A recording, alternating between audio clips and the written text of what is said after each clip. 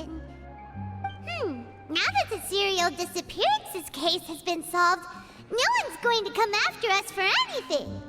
Even without Silver standing guard, we can just completely relax. Why don't we stay and rest up here for a while? Even machines in Fontaine need to stop and recharge now and then.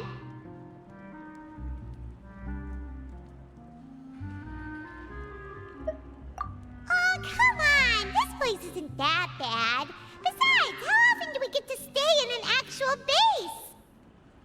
Oh, fine. Remember that detective story Paimon read before? Well, the author is about to release a new book, so Paimon wanted to buy it as soon as it came out and have a quiet place to read it. Yippee! Then it's agreed. Come on, let's get some sleep. We'll need to be up first thing in the morning to get in line and buy a copy.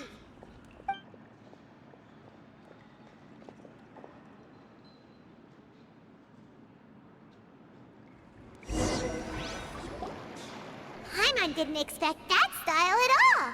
Even though it's a detective novel, it's also like a social documentary. Whew, it's actually pretty good. No! Paimon just spends a bit more time sleeping than you, that's all. Excuse me, but do you know if the Traveler and Paimon are lodging here? Huh? Who are you? Paimon doesn't recall seeing you before. Wait, you're not here to give us trouble, are you? A blonde traveler and a chatty little fairy.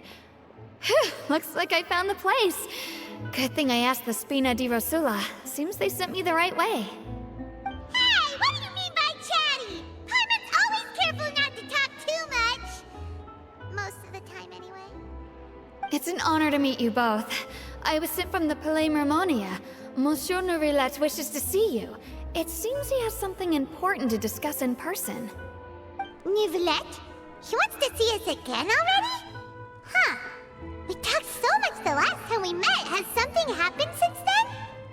I am not privy to the details.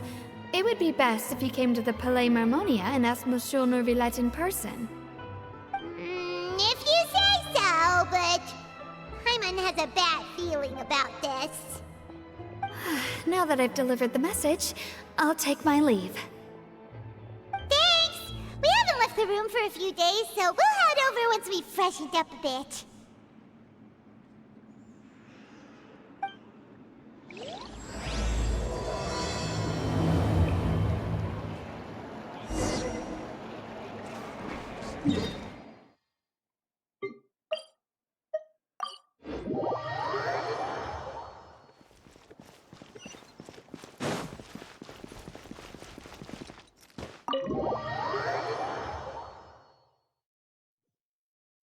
Adventure time!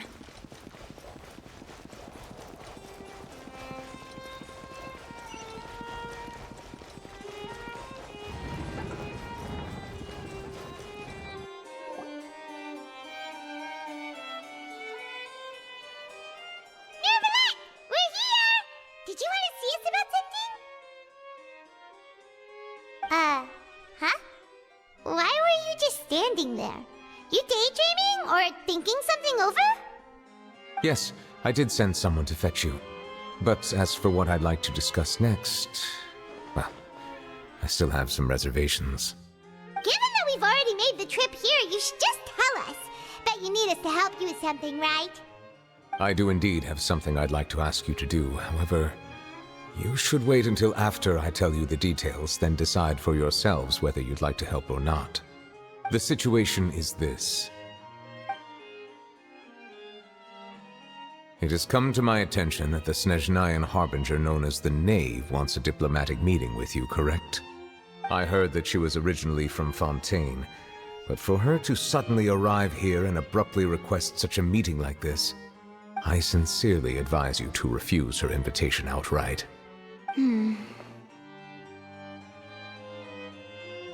I'm sure you're aware that her purpose is most likely related to Child's recent predicament. We convicted one of the Snezhnayan Harbingers in a court of law, but we have yet to provide any form of detailed report on the matter. This does indeed provide an opportunity for Snezhnaya to put pressure on us. I believe we should adopt an evasive stance until we can provide a proper explanation and have a preliminary plan on how to deal with the matter. No, we shouldn't. I think we should agree to the meeting. Oh? Well, you see, we are the ones that owe an explanation. If we keep putting off the meeting, it could easily result in the problem escalating, right? It's like a fight between two friends. If they don't agree to see each other and talk in person, isn't it possible that the friendship could end entirely? Though diplomatic relations between Fontaine and Snezhnaya could be considered as friendly, it is only superficially so. You wouldn't go so far as to say that our nations are friends, as you did in your example. It was just an analogy. An analogy, okay? Moreover, even if we were to talk in person, if we don't have sufficient information prepared, it is quite possible the result wouldn't be restored relations, but a complete falling out. I don't think we should overthink those possibilities yet. Even if the logic of the divine is not immediately apparent, its wisdom will only be revealed with time. Besides, you'll be at the meeting. If any problems do pop up, you'll have no problem navigating them. I must clarify that interacting and communicating with people outside of court is not my cup of tea. It seems you think too much of me. But more importantly, when did I agree to join the meeting with you? You mean you won't come? No, that won't do. I can't go to the meeting alone. You have to accompany me. I must take you with me. Lady Farina, could there be something else regarding this matter that is being kept from me? No, not at all. Look, I am the Hydro Archon of Fontaine, Focalor, the god of justice who is loved and adored by many. So I only hope that justice will be served in this matter. Don't overthink it. I'll go find someone to arrange the meeting.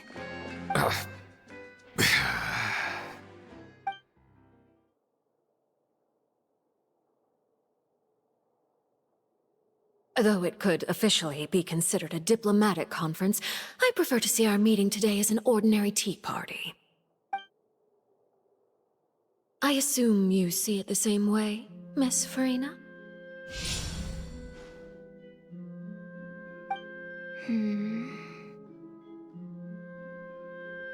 Lady Farina? Yes, that's right. Just like you said, a tea party. I should thank you for providing the pastries. They look delectable. To make this tea party even more lively, I've invited someone else to join us today. It's a pleasure to meet you, Monsieur Neuvillette. I was born in Fontaine, so naturally, there's no need to introduce the nation's revered Eudex to me. Hello. The pleasure is also mine. First, I would like to thank the two of you. I'm often away on business outside of Fontaine, and I'm told that the children of the House of the Hearth have been well taken care of by you. Oh, I'm not referring to when my children, Linny and Lynette, were falsely accused by you. Please don't misunderstand. The children of the House of the Hearth are often misunderstood, perhaps due to the reputation of the Fatui. There's no getting around that. All I meant to say is that Fontaine has been stable in recent years. The people are well off and the children lead happy, fulfilled lives. That is something truly worth cherishing, and no one wishes to disrupt such peace. Now then, you have come regarding the matter of child, correct? Well, yes. It appears the ever-busy Eudex Neuvillette doesn't wish to waste time with diplomatic pleasantries, and hopes that we can get straight to the point of our talk. Yes, as you surmised, understanding child's situation is indeed one of the goals of this trip. As we are both diplomats from Snezhnaya, as well as Fatui harbingers, Child and I have always been colleagues. Were anything to happen in Fontaine, each of us would serve as the other's attorney to resolve the issue. So now, in my capacity as his attorney, I request that child be turned over to Snezhnaya. We have a responsibility to cooperate with Fontaine and resolve what has happened to him together. The rules governing attorneys only apply before a trial has concluded. Since a verdict has already been rendered, we see the case as settled. I apologize for being unable to grant your request. An outright refusal. Very well. I respect all the rules of Fontaine's courts, just as I respect you as Chief Justice. Okay, why don't we back up a step? You don't need to transfer Child to us. I only request to enter the Fortress of Meripede to see Child and confirm his condition. It's not like you couldn't even manage to fulfill a simple request like that. Right, Miss Farina? About that. The Fortress of Meripede has always been completely autonomous. Even we have no authority to interfere there, and diplomatic issues do not suffice as an excuse. However, if you absolutely must confirm the situation of the Harbinger, I have a proposal.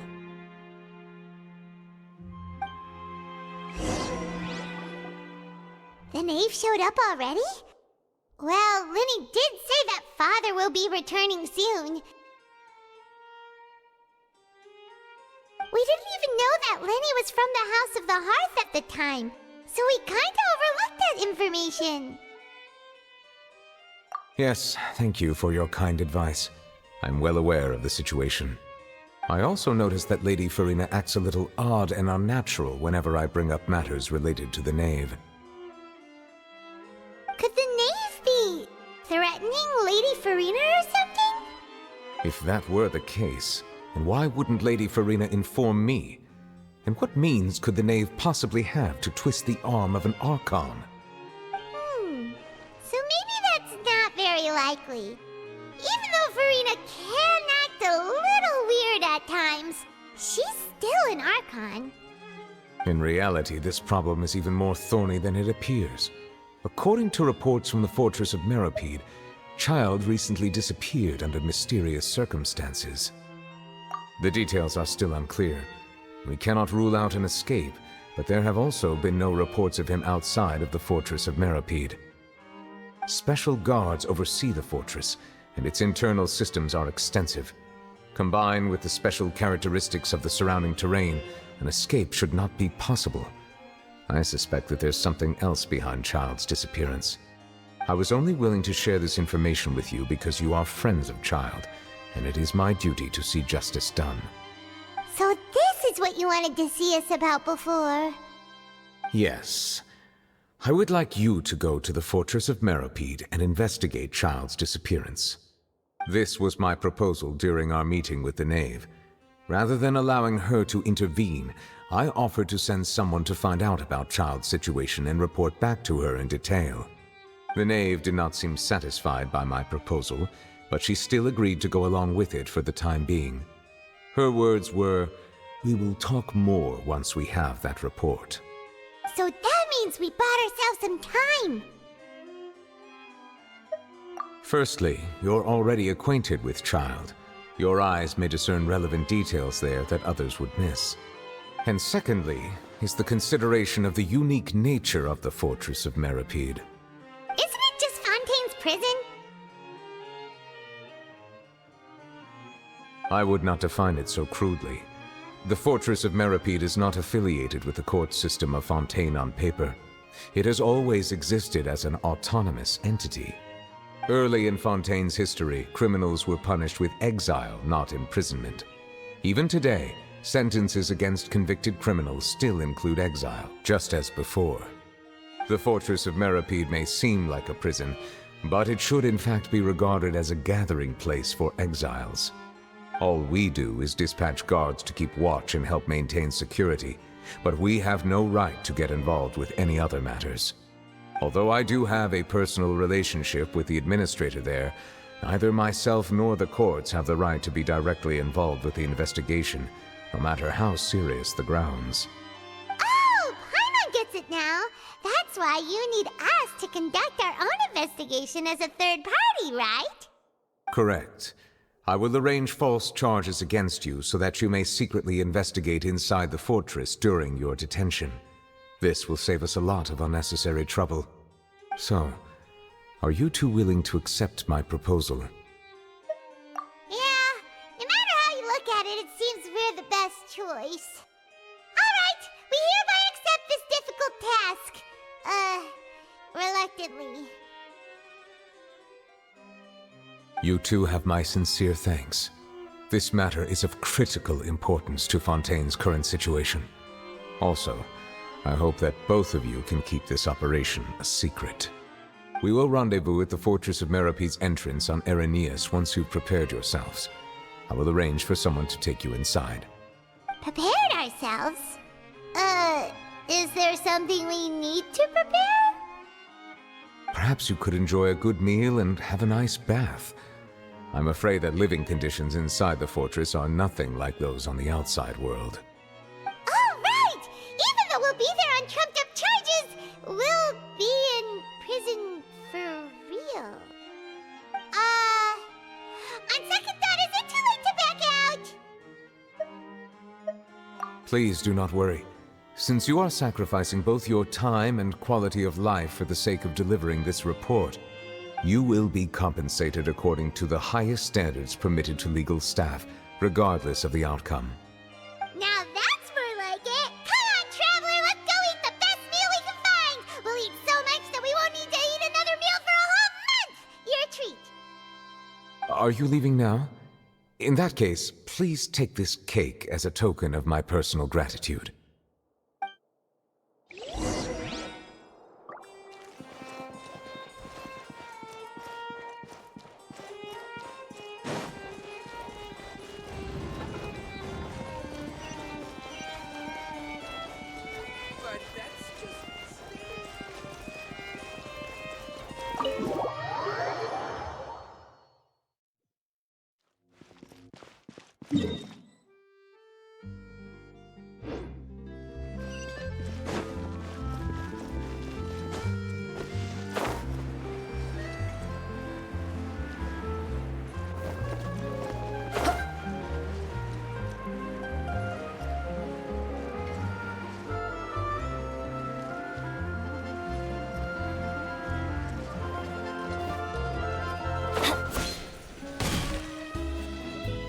I'll have that, and that! Oh, and one of those two! Ooh, and no Fanta, thank you!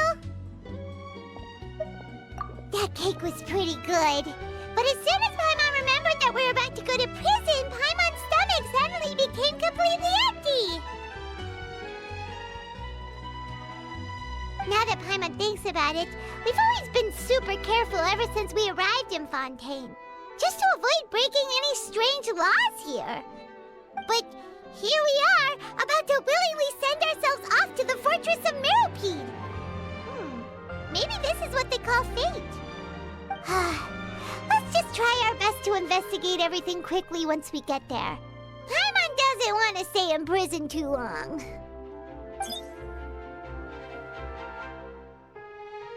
Oh, what is that I hear? Is it the taste of a breaking story?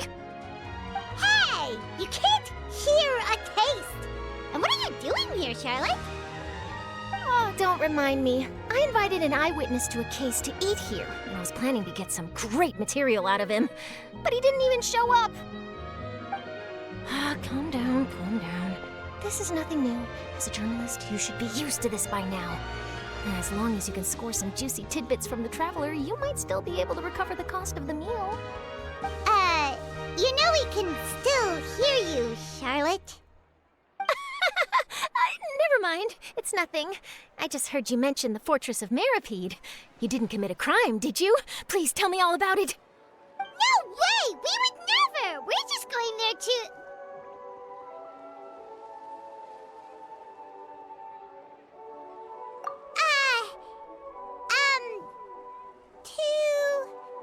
Oh no, Paimon almost forgot that Neverlet told us to keep it a secret.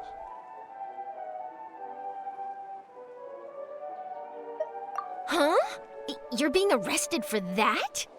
Oh, but now that I think about it, I suppose that's not completely unreasonable.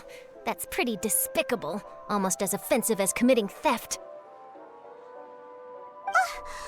You mean Paimon really did something that serious? Sorry, Paimon really messed up. Well, in that case, it's nothing particularly newsworthy after all. Oh, how disappointing. Oh, right, there's still a chance. Since you're going to be at the Fortress of Mirapede, would you be willing to help me gather some material for a story? About that, Paimon doesn't think we'll have any time. Oh, it's nothing difficult. All you have to do is think of a way to get some time face-to-face with the Warden of the Fortress. He was awarded the honorary title of Duke in Fontaine. Sounds really cool, huh? Only those who have made significant contributions to the nation have been conferred this title. It's incredibly rare. On top of that, the Fortress of Mirapede has never been under the jurisdiction of the courts. Practically nobody, including journalists like me, knows anything about the person in charge there. Oh, if I could write an exclusive article about him, I bet it would sell a boatload of papers. You make it sound easy, but it really depends. Of course, I wouldn't ask you to do it for free, so this meal is on me. All right, you got a deal. We'll do anything you want. Then it's settled. The food should be here any second, right? Huh?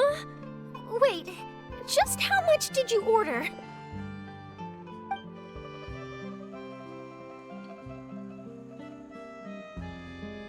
Oh, Paimon's so full. Well, guess we have nothing to regret now, so let's get going. Wait. Paimon just said something really ominous, didn't she?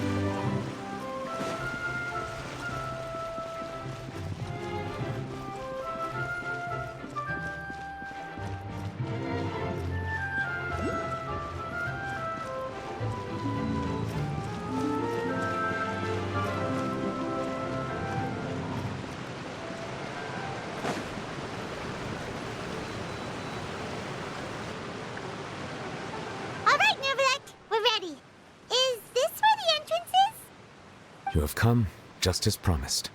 Yes, this is the one and only entrance to the Fortress of Mirapede from Erinius. Careful. You may want to step back a bit. Whoa! So you have to go down from here? Is the prison underwater? Utilizing both the barrier of the water as well as the fear humans have of the depths, the Fortress of Mirapede is naturally the perfect place to confine and guard criminals. But do not worry. It is not nearly as frightening inside as you may think. You will see for yourselves once you are down there. Paimon hopes you're right. Don't know about you, but just thinking about being at the bottom of the sea like that gives Paimon the heebie-jeebies. Oh, and there's one more thing. I mentioned that I have had personal dealings with the administrator of the fortress, Writhsley. He's a very shrewd fellow. Yeah, we heard about him too. He's that Duke, right? Correct. He is the highest-ranking manager of the underwater prison. Even though you are going there to investigate at my behest, it would behoove you to avoid any confrontation with him or any of his subordinates. The Duke rarely ever leaves the Fortress of Mirapede, But that does not mean he is not privy to all that is happening inside and outside the fortress. He is quiet, but not unaware, so please bear that in mind. All right, that's about all the time that we have to talk privately. I'm counting on you two. Don't worry, we won't let you down. Good. Madeline! I'm here, Monsieur Nervalet. These two are the newest convicts, I presume? Don't worry, they won't escape on my watch. Like we would try. Please follow me, you two. I'll process your paperwork for entering the Fortress of Meripede.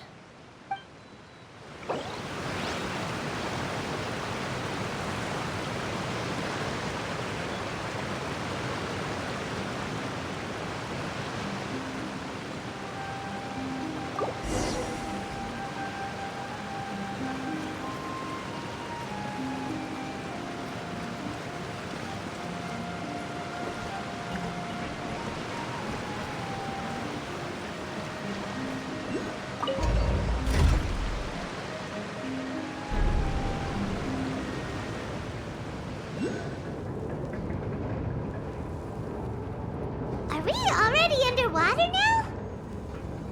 Huh. So this is what it feels like to be a criminal in Fontaine. You two seem to be taking this pretty well. It's rare to see convicts in such a good mood.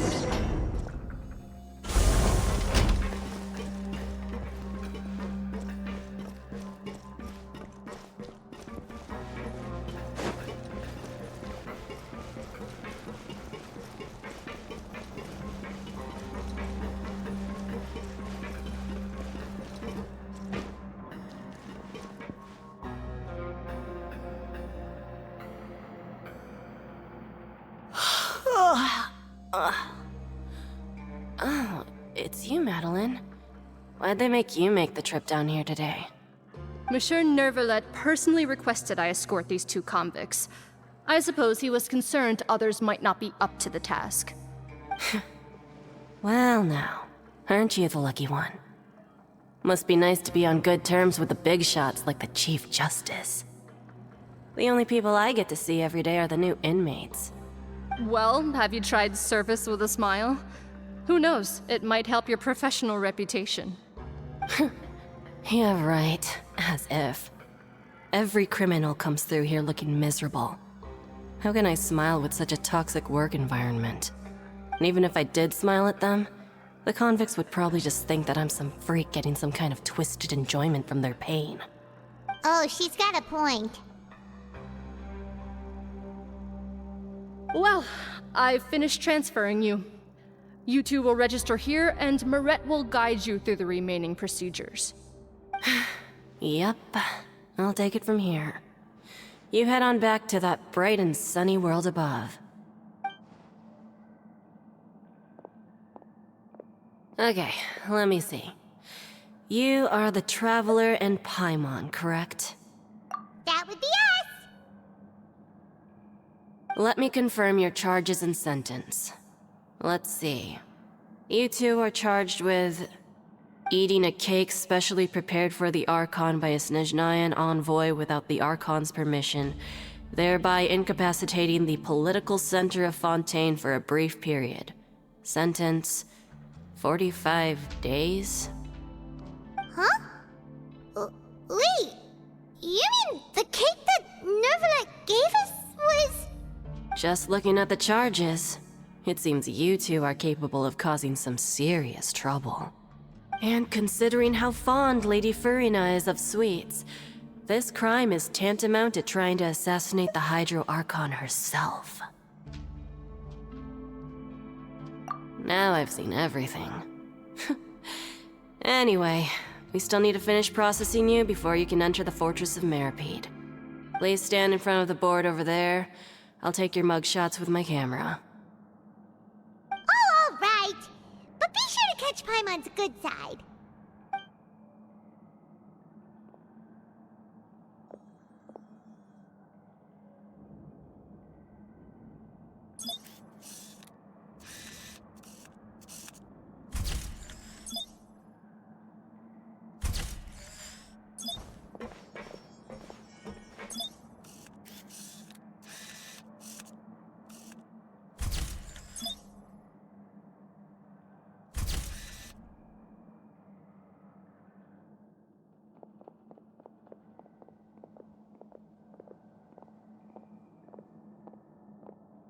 And we're done. Thank you for your cooperation. Next, someone will be along to guide you inside the fortress. Please be sure to cherish this opportunity for rebirth. Huh? Rebirth? Isn't that a little much? We're only gonna be here for 45 days! You two are the new inmates, right? Follow me. Oh, okay! Paimon is Paimon and this is the Traveler! Save it. Not like I'll remember your names. Move it.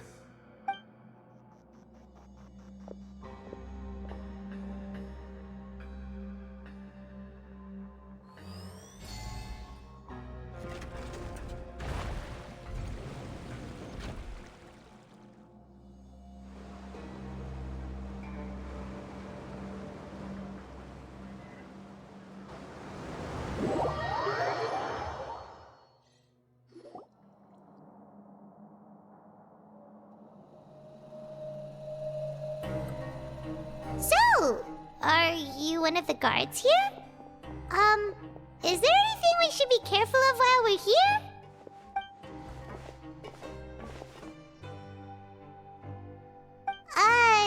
Did Paimon already ask something she wasn't supposed to? Why should I tell you anything? What's in it for me?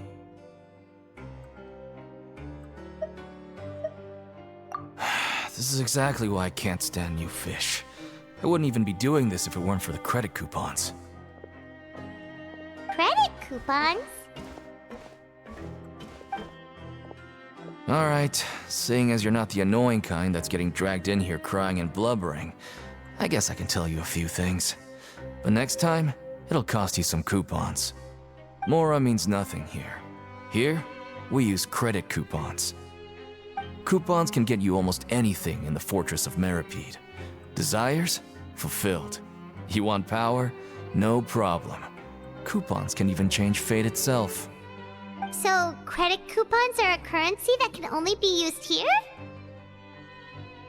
It's not as simple as that. Like Moret said, everyone gets a chance at rebirth. No matter how much money or power you had before, it means nothing once you set foot inside the Fortress of Meripede. You have to start over and earn your coupons. Everyone starts from the same place, and you have a chance at a new, less terrible life. I guess that's the real purpose of the coupons. They symbolize true fairness and true justice. And this is also exactly why so many criminals choose not to return to the outside world, even after they've served their sentence. Oh, so that's what the Fortress of Meripede is like. Huh. Paimon was under the impression that it'd be more like a prison.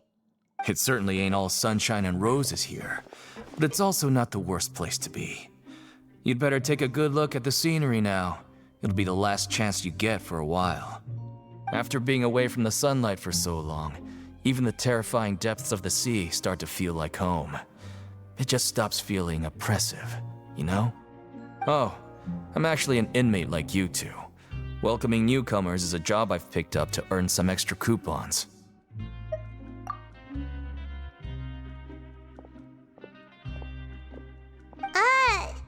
Why aren't you answering us again? I've told you enough for free. Any more info is gonna cost you. So all you care about is Mora! Wait, no. Coupons? Almost there. It's down through here.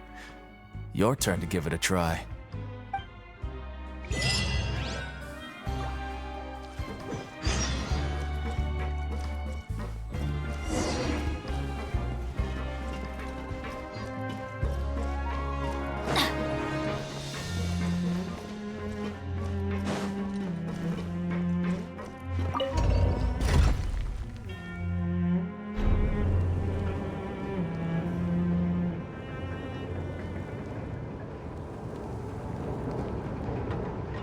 Let's go find some treasure.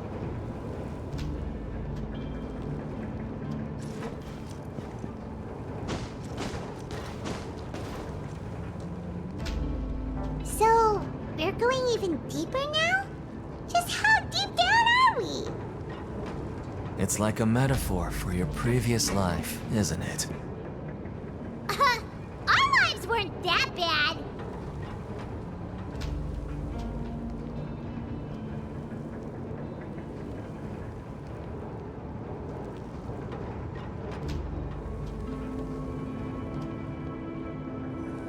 Benny's adventure team, assemble!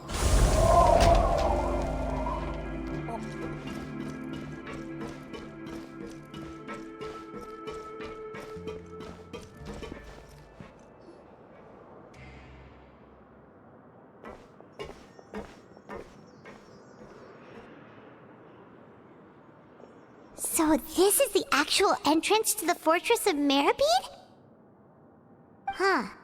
It looks like there are other new arrivals, too. Oh, they sure don't look happy.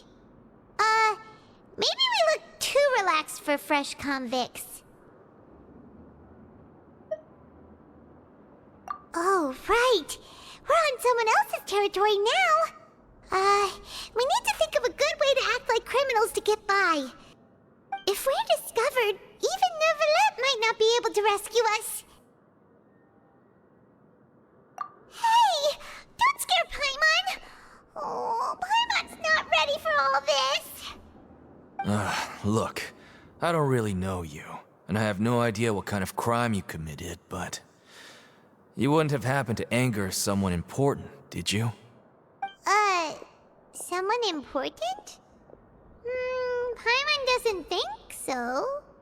Wait, why are you suddenly trying to talk to us now?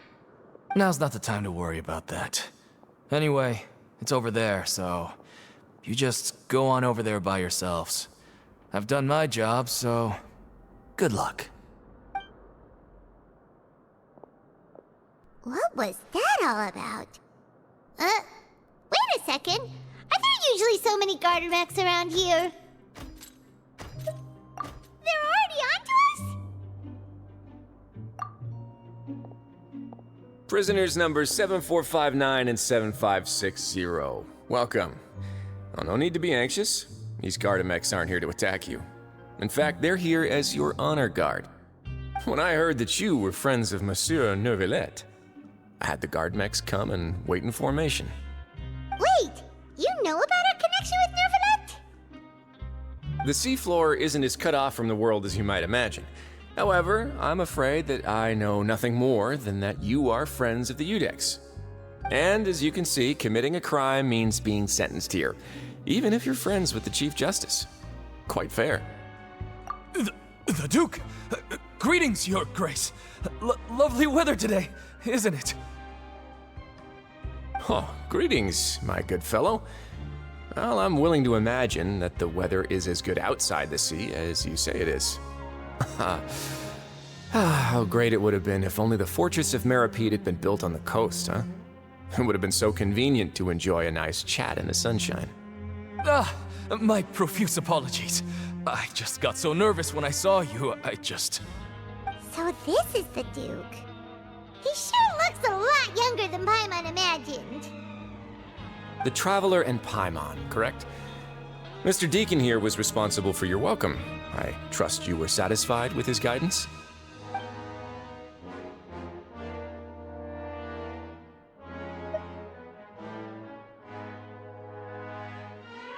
Outstanding. Well, Deacon, I recall we discussed fate during our last work meeting, I believe that fate will reward all those who take every aspect of their work in life seriously. When you return to your bunk, you'll find the guards have issued some extra credit coupons to you. Oh, thank you. Thank you, Your Grace. Oh, and you too. I can't believe you gave me such praise. If you need anything in the future, anything, please, come find me anytime. No credit coupons necessary. Well, I believe that concludes the introductions. We've already taken enough time here. Deacon, if you would. Yes, Your Grace. I'll take my leave now.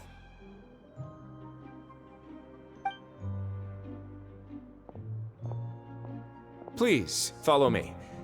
To make you feel more welcome, I'll show you around the various facilities of the Fortress of Meripede. I hope it'll help you adjust to life here.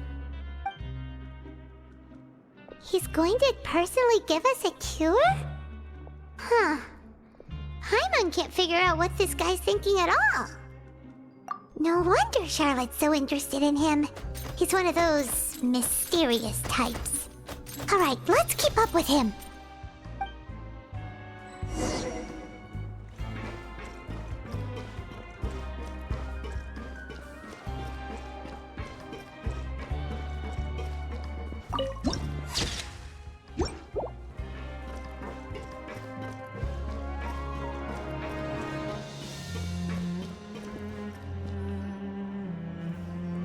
there's no need to be so reserved. The label of criminal is nothing but one of many identities, and being criminally inclined here at the fortress is just one of many ways to survive. Is it really okay for the warden to think like that? We're real criminals, you know. What if we're too difficult to handle? Well, then maybe you'll be able to carve out a name and a place for yourselves in this underwater world, But before you go in swinging, please remember that in the Fortress of Meripede, it's better to not cause trouble for yourself or for the guards. Now, we've arrived at a very important place, the Coupon Cafeteria. You can come here and claim one welfare meal each day. Welfare meal? You mean it doesn't cost anything? That's right. Criminals are essential to fortress operations, so we must guarantee that they at least have the basic means to survive. But that's not how it was. Back in the day, it cost your reward coupons just to get a cup of water here. For fish like you who just arrived with nothing, you'd have to go to work hungry until you earned enough coupons to eat. It was only after His Grace became the administrator that we got the free meal rule. Now everyone gets a square meal every day, even no-good slackers who've never picked up a wrench in their whole lives. Nobody starves to death here. In the Fortress of Meripede, credit coupons are the only currency, and everything must be purchased. In some sense, you could say using the coupons is a form of trade. But trade is always conducted by people. So if we want trade here to prosper, we need everyone to work hard and live their lives. If nobody could even afford a meal, then the whole fortress would be up in arms. And that would only make things more difficult for me. So, rather than saying that we're giving everyone a free meal here, you should say that everyone's hard work has improved the living conditions in the Fortress of Meripede. Your Grace's reasoning is correct, but what I said is also true. Whatever the case, hard work is rewarded here. You'd be hard-pressed to find anywhere else as fair and reasonable. Right! Paimon sees your point. By that logic, this place doesn't seem so bad after all. Oh, wait, no. We shouldn't drop our guard so quickly. But it seems the inmates really respect the Duke because of his attitude, right? We should still try to verify the truth with our own eyes. Let's continue this way.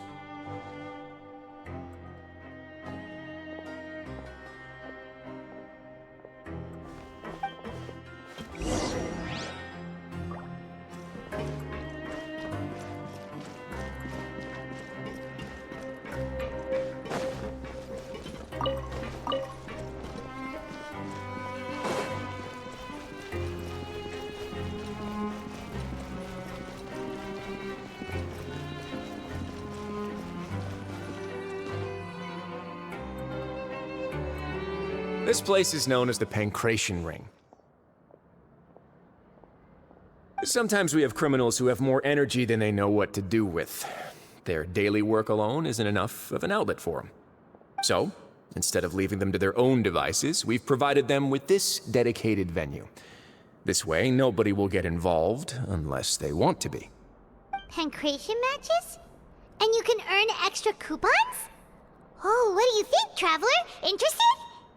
But I must warn you that your sentence will be extended if you fail to restrain yourself and end up seriously injuring or killing your opponent. So, did you set this place up too? No, actually. I just granted approval for the organizer to use this area to build the ring, and I collect a portion of the proceeds in return. Of course, the fees are also quite useful.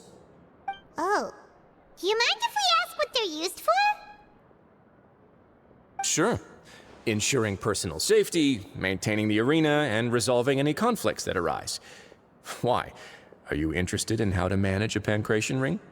Oh, no. Paimon was just wondering if that's how you paid for everyone's welfare meals. A reasonable guess.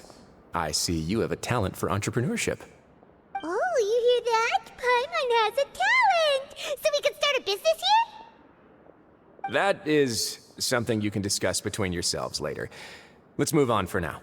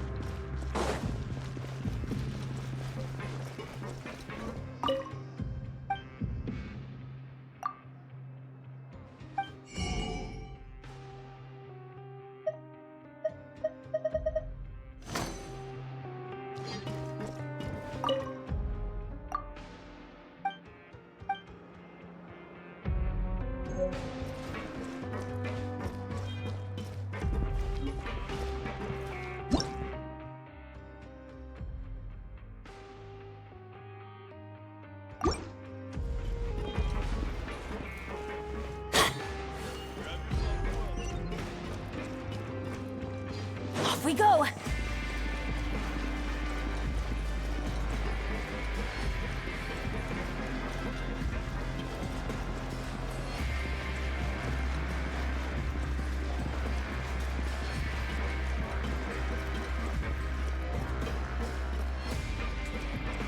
Adventure time!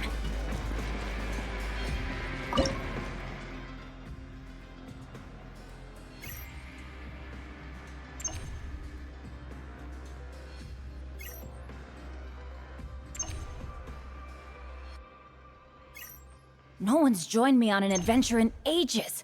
Come on, let's go!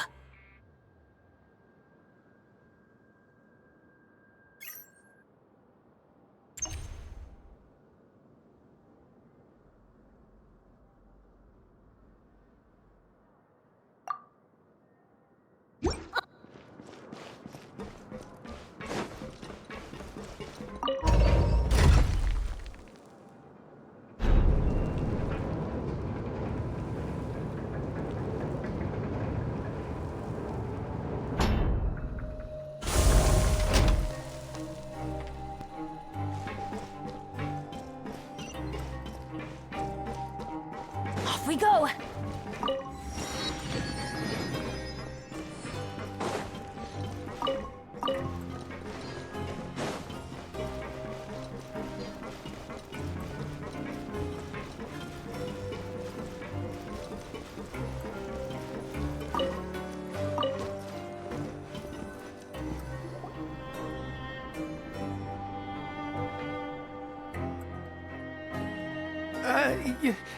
Your Grace. Good morning. I mean, good afternoon. No, wait, what time is it again? What time indeed? Time waits for no one, so it's best to keep an eye on it. My apologies, Your Grace. Jeez, that guy's so nervous he almost forgot to breathe. Sorry, forgive my manners. These are the dormitories, which is where inmates sleep. The guards will inform you where your bunk is later. In the Fortress of Meripede, criminals usually spend most of their time in either the production zone or the sleeping areas. The production zone? What does it produce? Is that where we'll be working? Not necessarily.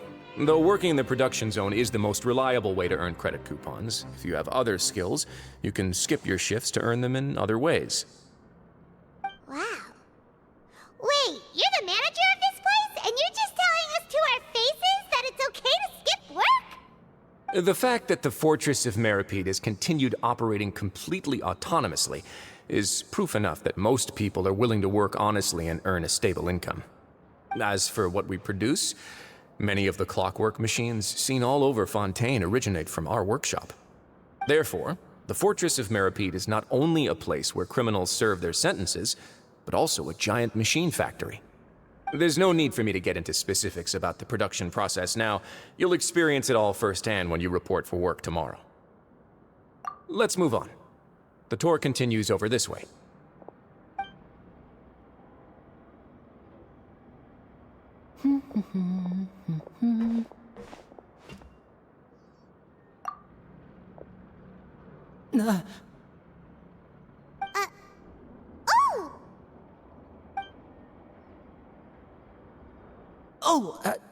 You really scared me there. I didn't expect to see you here, Your Grace. I thought maybe I was so tired from work that I was starting to see things. The only thing you should be seeing is the work in front of you. Stay focused and keep up the pace. Oh? Is something the matter? It's nothing. Paimon's just worried about how hard we'll have to work tomorrow.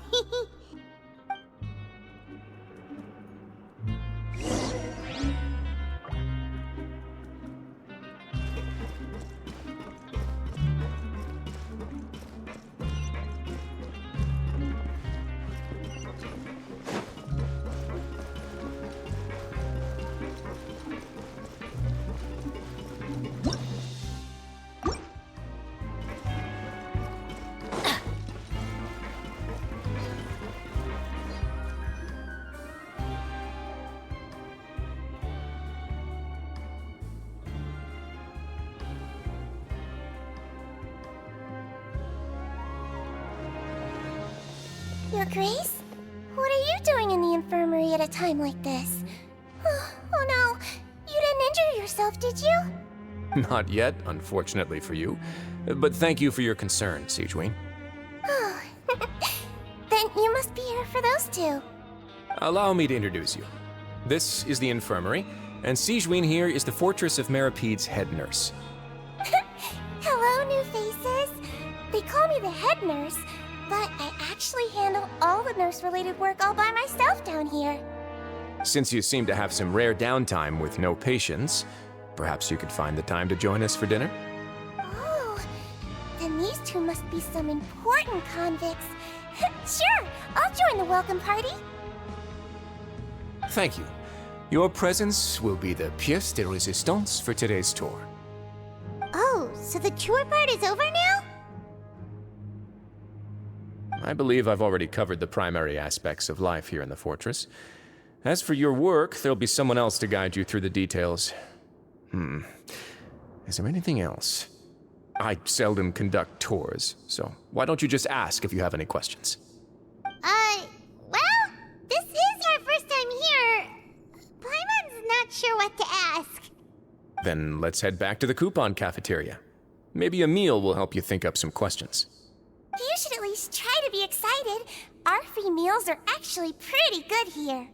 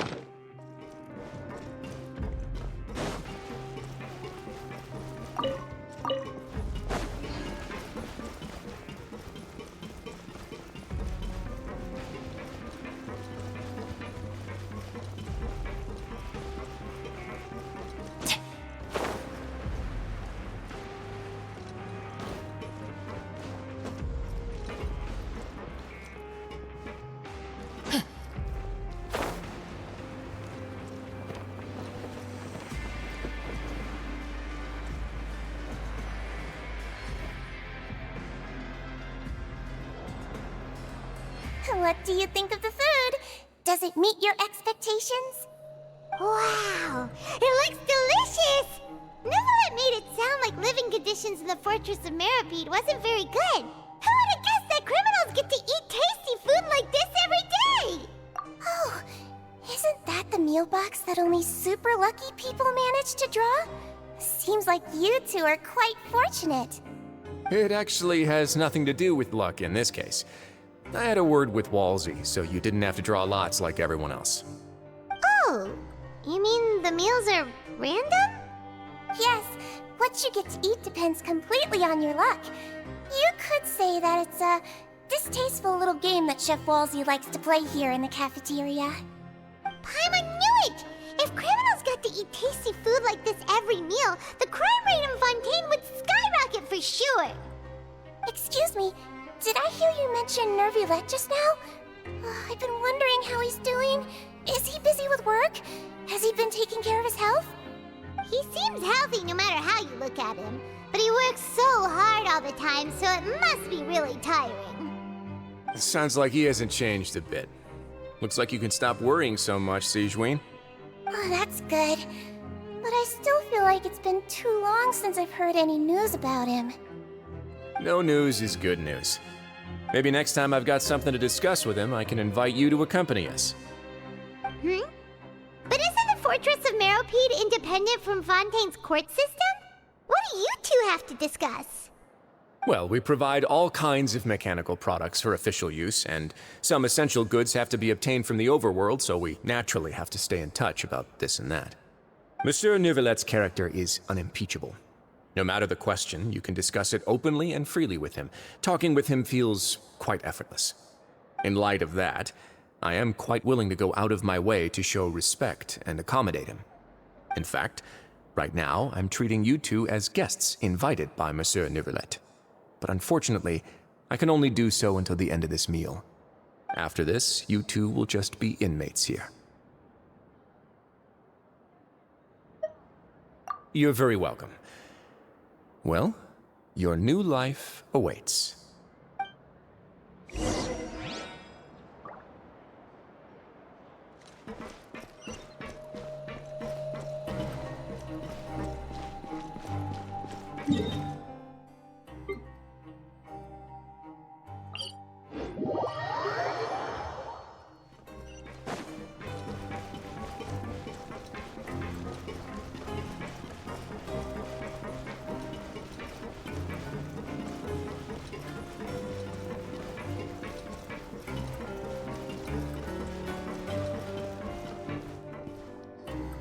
The Traveler and Paimon, right? Listen up. As new inmates, the only thing you need to worry about is what to do and when to do it. Don't make any extra trouble for yourself. Your bunks are right over there. Follow me.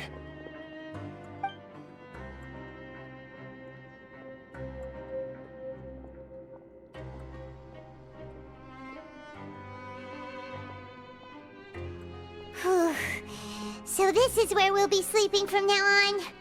Oh, Paimon can't believe this! The days of staying home and reading detective stories are like a dream now. By the way, Traveler, we saw a lot of things worth investigating just now. Even though the Duke didn't say it too directly, judging from what he said at the end, it seems that he was only welcoming because we know Neuvillette. We are criminals, and Paimon did eat that cake, but we're actually here to help Neuvillette. Is it possible that he knows we're here on a mission? Or is Paimon overthinking things? Yeah, Paimon thinks so too. He probably knew why we came here from the very beginning and intentionally wanted to send us a message. Maybe something like, "Hey, I have my eyes on you, so don't try anything funny." Yeah, you're right. It's not like we can go back to Neuvillette empty-handed and say, "The dude looks scary, so we gave up." And besides, the Duke said that he was willing to go out of his way to show respect for Neuvillette, right? So, we at least need to try. But Paimon hasn't gotten a clue where we should start our investigation. You mean... Yeah, that's what Paimon was thinking too! Paimon almost spilled the beans when we ran into him. Fortunately, based on his attitude, it looks like the Duke sees Linny as just another inmate. We worked so hard to help clear Linny and Lynette's names, and yet we turn around and bam! He's in prison anyway! Oh, right! Linny and Lynette are from the House of the Hearth. They work for the Knave, so they could be here to investigate too! Huh? Oh, it's a card! Paimon didn't notice it earlier. It looks like a magician's prop. Lenny must have left it here. He's in prison and still doing his little tricks, huh? Let Paimon have a look. It was nice to bump into you again. Let's catch up in the production zone tomorrow. What in the world? It's written like he's greeting a buddy on the street. Paimon thought he'd write something important. If you say so, we can ask him what's going on tomorrow. Let's get some rest now.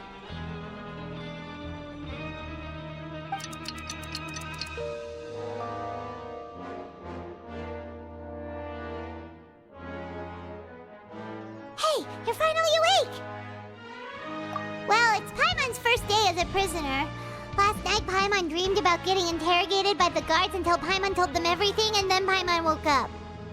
Hey, come on! It's just a dream, okay? Paimon wouldn't really squeal. Maybe. Hey, lazy bones! What are you still doing here?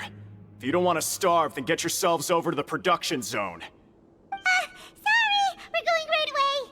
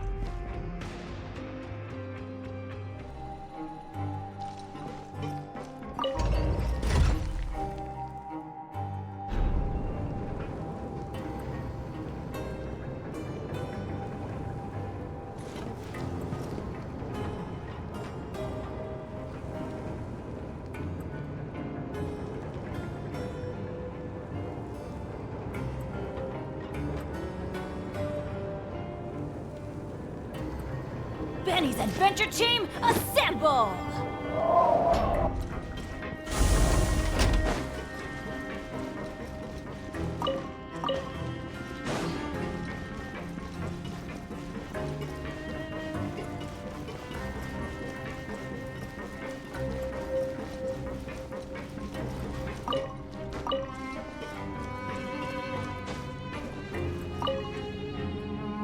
Ah, you must be the catch of the day. Looks like you've got some luck getting assigned this space. Yep, we just arrived yesterday and... Don't interrupt me when I'm speaking! Yes, sir. Listen carefully to my instructions. I don't want any mishaps. Every machine here is worth more than the both of you. Working around these machines can be very dangerous. Do your job well, and you can eat in the cafeteria after your shift. Get sloppy, and you dine in the infirmary. Anyway, the Fortress of Merope doesn't want to lose a single one of its machines. And it also doesn't want to waste the production potential of any inmate. You got that? Got it! Your job is to use the machine over there to process widgets. Watch carefully, and make sure you step on the pedal at the right time. If the machine gets jammed, then give it a little maintenance with your fist. Here, take this. Bring me the processed widgets, and I'll give you some credit coupons in exchange.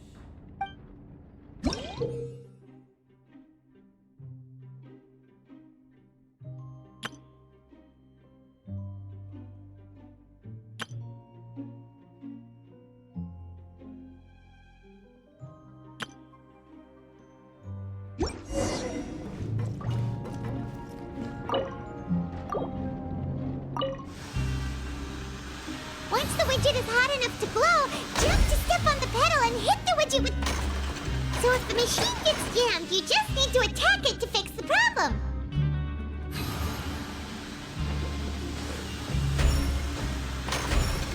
Yeah.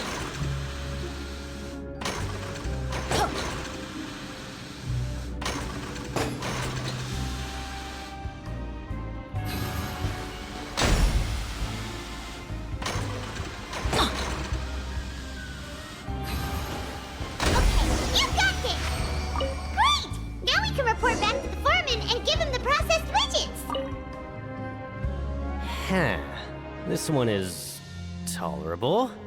Though, since the processing is done by machine, the product is all pretty much the same anyway. Alright, I'll pass you for now. And we'll count up how many credit coupons you've earned.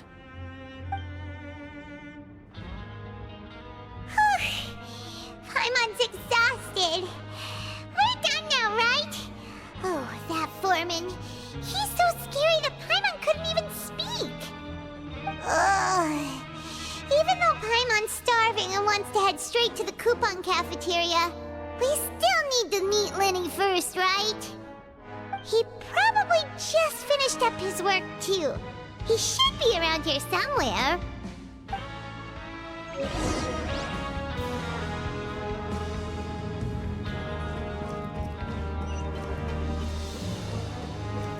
Off we go!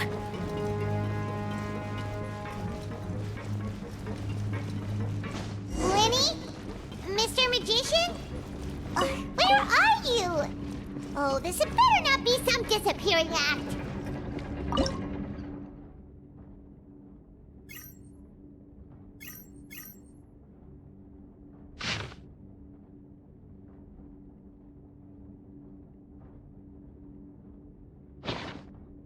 Let's go find some treasure!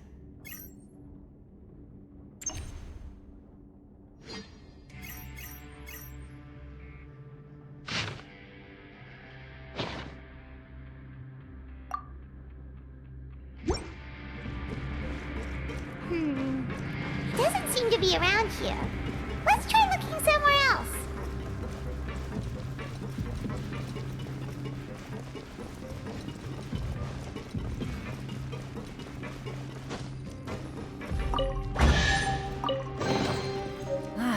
Even better than I imagined. It's my lucky day.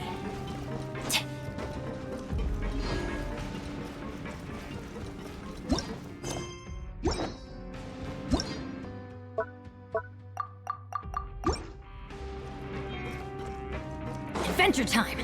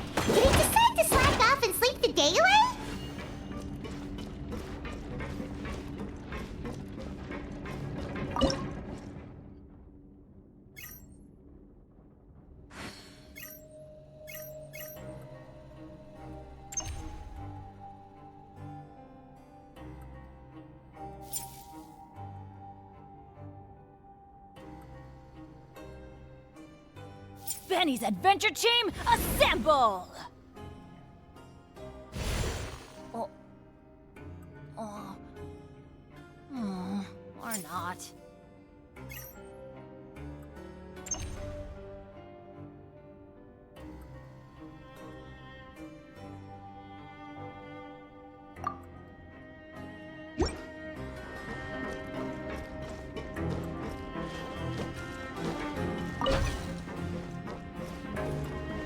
Learn the safety rules by heart.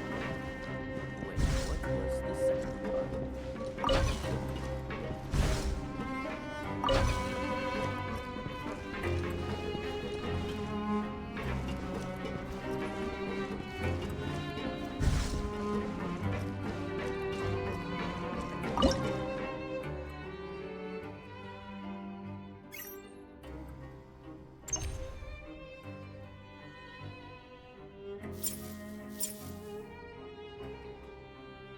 Benny's adventure team, assemble!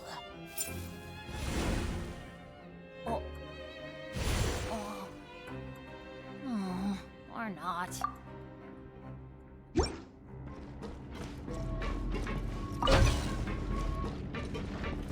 Learn the safety rules by heart. Now that's what I call treasure!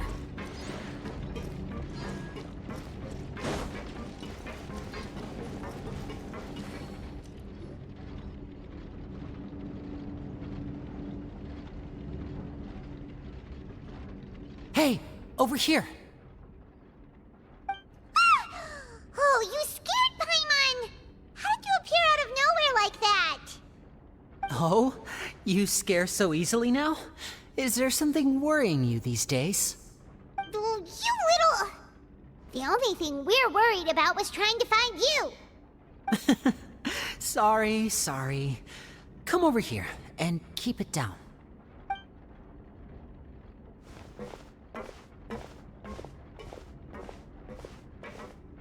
Oh, Lynette! You're here too! You two really are inseparable.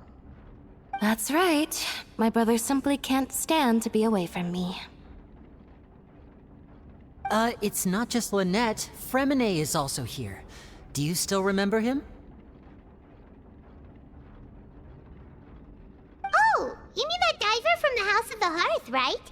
Paimon remembers seeing him in the Court of Fontaine before. Now hurry up and tell us, how did you end up as criminals this time? We fought so hard at court to prove you were innocent, but now it looks like our incredible court battle was for nothing! Sadly, even the teeniest of things can land you in prison these days.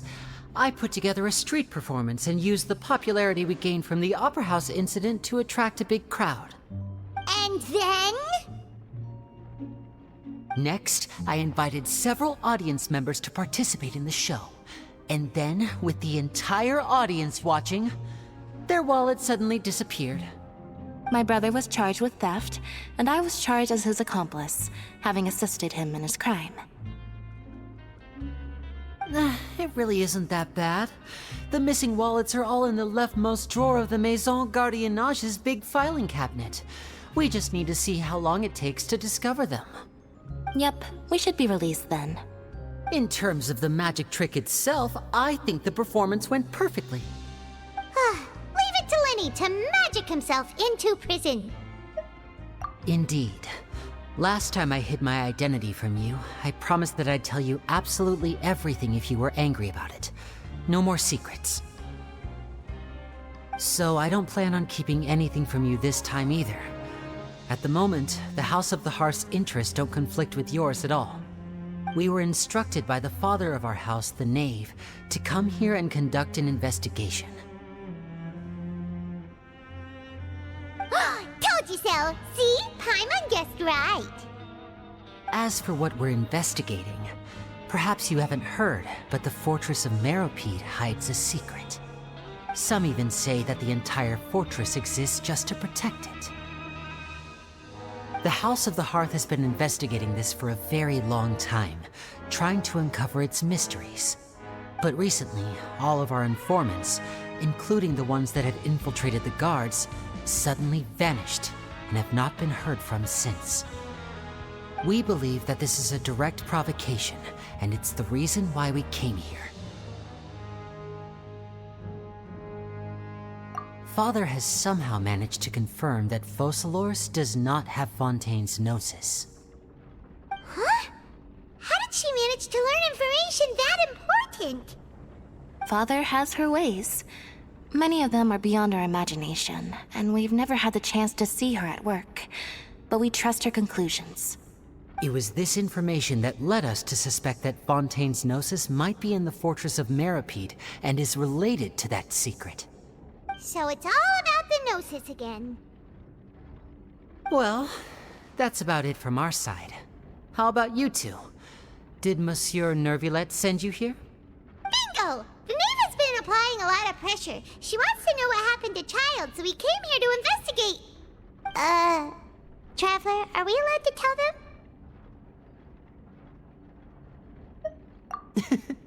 You don't need to worry too much about that. She's just asking for a report on Master Child's predicament as a means of pressuring you. Father used this situation as a pretext to negotiate with two high-ranking officials in the court of Fontaine.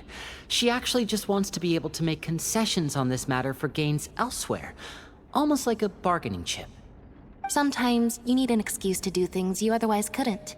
And a harbinger is more valuable than you might imagine. Of course, it's not a complete farce. If we do manage to find out what happened to Master Child too, then diplomatic relations with Fontaine could improve, and Snezhnaya might even be able to adjust its stance a bit. Is it just Paimon, or does it feel like we're the only ones who actually care about Child's situation? The relationship between the Harbingers must be as bad as ever. I wouldn't go that far. Father just has different standards than we do when it comes to what can be sacrificed for an advantage. By the way, I have a suggestion. Why don't we team up? Even though we have different objectives, we're both here to investigate the fortress of Meripede.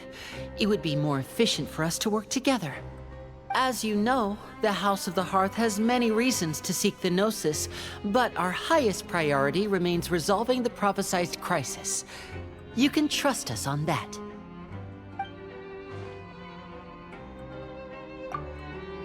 See, I told you. Is that so? Sure enough, it won't be easy to convince them to cooperate with us. Lenny seems to be thinking pretty hard about something. Of course he is. Lenny has been looking forward to a chance to reach an understanding with you ever since last we met. Or, I should say, we were really looking forward to teaming up with you this time. Lynette, just tell them everything, why don't you? It's okay to open up a little.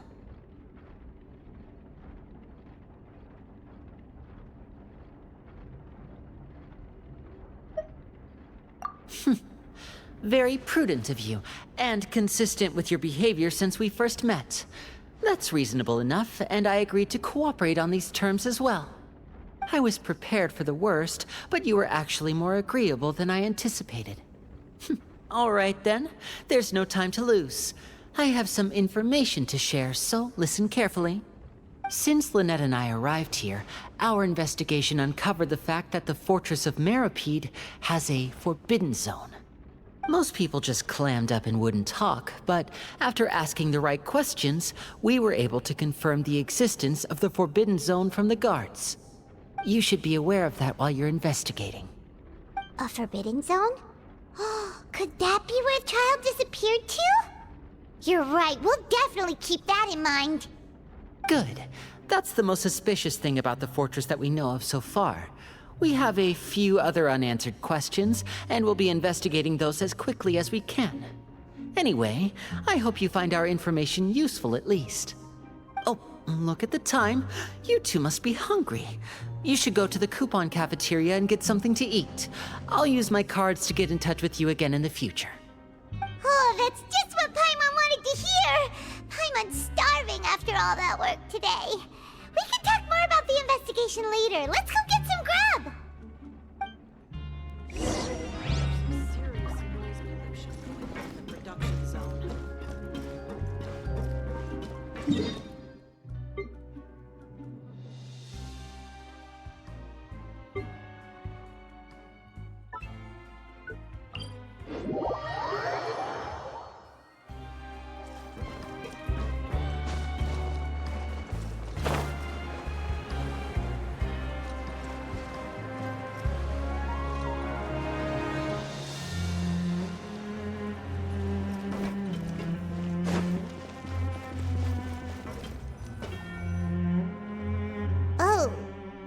wasn't kidding. Today's meal is nowhere near as good as last time. Oh, who knows how long it'll be until we're lucky enough to get that super tasty meal again.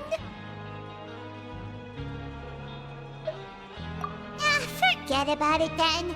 We'll just deal with the regular food for the time being. Let's just get out of here as soon as possible. But life here doesn't seem all that bad. Other than the foreman being kinda mean and the work being pretty tiring. You think so, mate? If I had a coupon for every fish who said that. Seems you fishies still haven't learned your lessons from your life up on the surface. If you take things at face value, then by the time you reach a dead end, you won't even know how you ended up on that road in the first place. I like your attitude. I can, let you in on a little something. Everyone's been telling you to just follow the rules and not cause any trouble for yourself. Am I right? But what they don't tell you is that the rules aren't exactly what they pretend to be. The rules for being a prisoner. The truth is, this place has a lot of hidden rules. Huh? Hidden rules? What do you mean? Not everyone knows about those rules, but whether you know them or not, once you break one, you might encounter something even worse than death.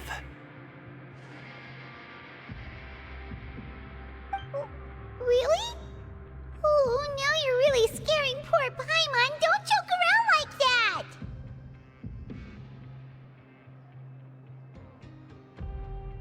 Of course.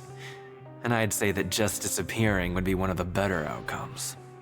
Oh, you mean that if there really are hidden rules, then Child's disappearance might have something to do with that?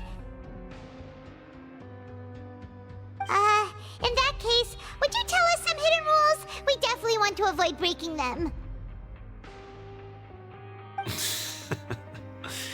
Come on, mate. This is valuable information. The difference between life and death. Do you really think you can just ask and I would tell you? Paimon understands, but we don't have many credit coupons yet. Yeah, I know. Not like I'm going anywhere. Just come talk to me after you've saved enough. Moreover, you're new fish, freshly caught, and completely out of your element. What'd be the point in even telling you anything before you've gotten a handle on your new lives? Come and find me once you've been here longer. I'm usually around the rag and bone shop. Just call me V-Doc.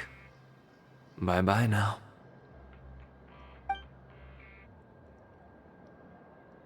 He left.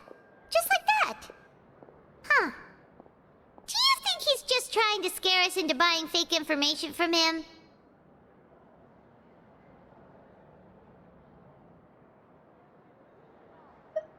Yeah. It might be a good place to start in our investigation. Hidden rules, huh?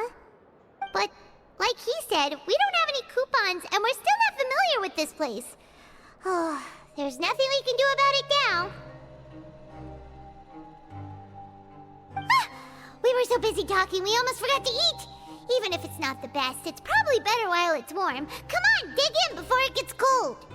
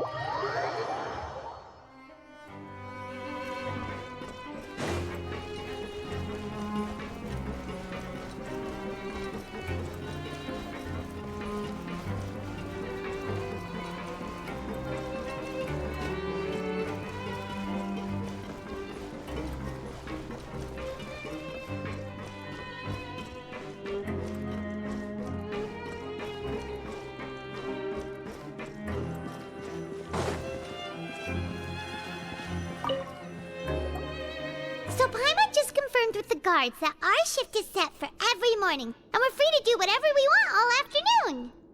But it seems like most of the other inmates choose to continue working through the afternoon to earn more credit coupons. Oh, and they also said that you can use coupons to skip work in the morning and free up your time. They weren't kidding. Credit coupons really can be used to do anything here. Paimon's so tired. And we'll need to wake up and go to work in the morning. Without any credit coupons, it's not like we can really do anything else. Nighty-night, Traveler. Paimon hopes we can keep making progress on our investigation tomorrow.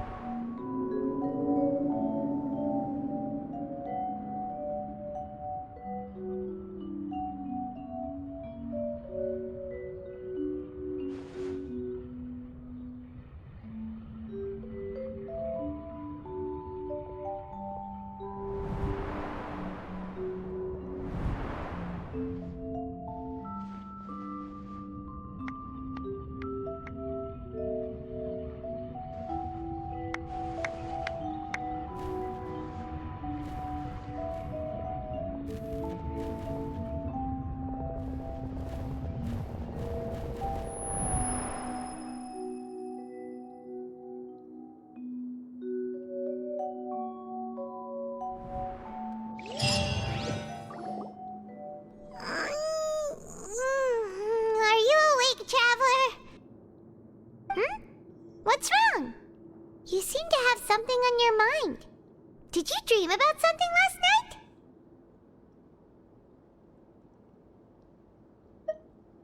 Is that even possible?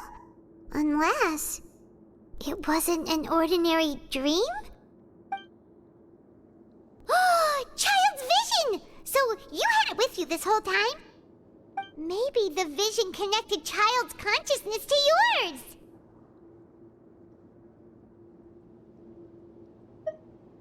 And our investigation has its first major breakthrough! Good thing you brought the vision with you here. So what did you see in the dream? Do you know where Child went? Huh. Okay. Well, hopefully it'll be a bit more helpful in the future. What's more important now is that it's the start of another new day as prisoners. Let's do our best to earn more credit coupons. What's the plan for today? Let's go! It's time to start working. If that guard Fielding catches us skulking about, he's sure to give us an earful.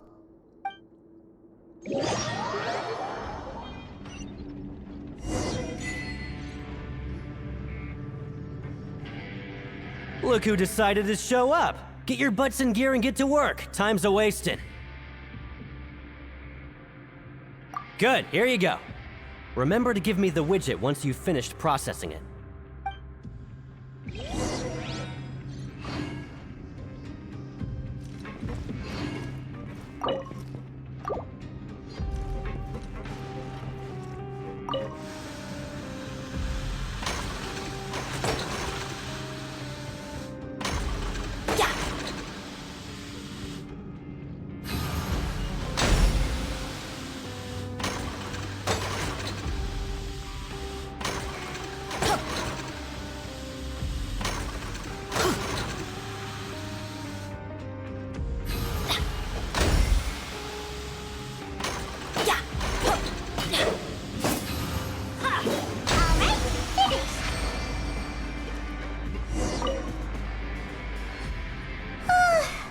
I'm on speed. But after so many shifts, it seems we're really getting the hang of it now.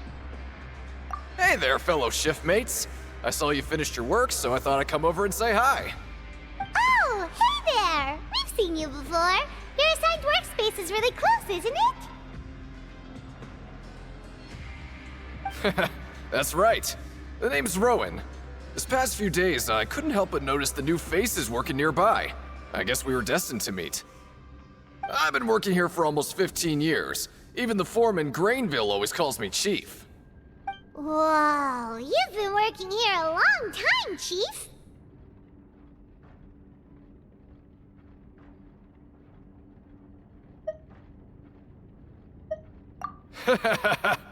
If there's anything you'd like to know, just ask me. I know the work here in the production zone better than the back of my hand. Alright, Chief. We'll be sure to come to you first.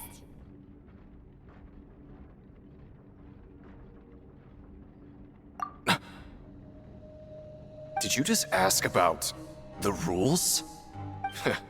Pretty sharp for newcomers. You've already heard about the rules, huh? Who'd you hear it from?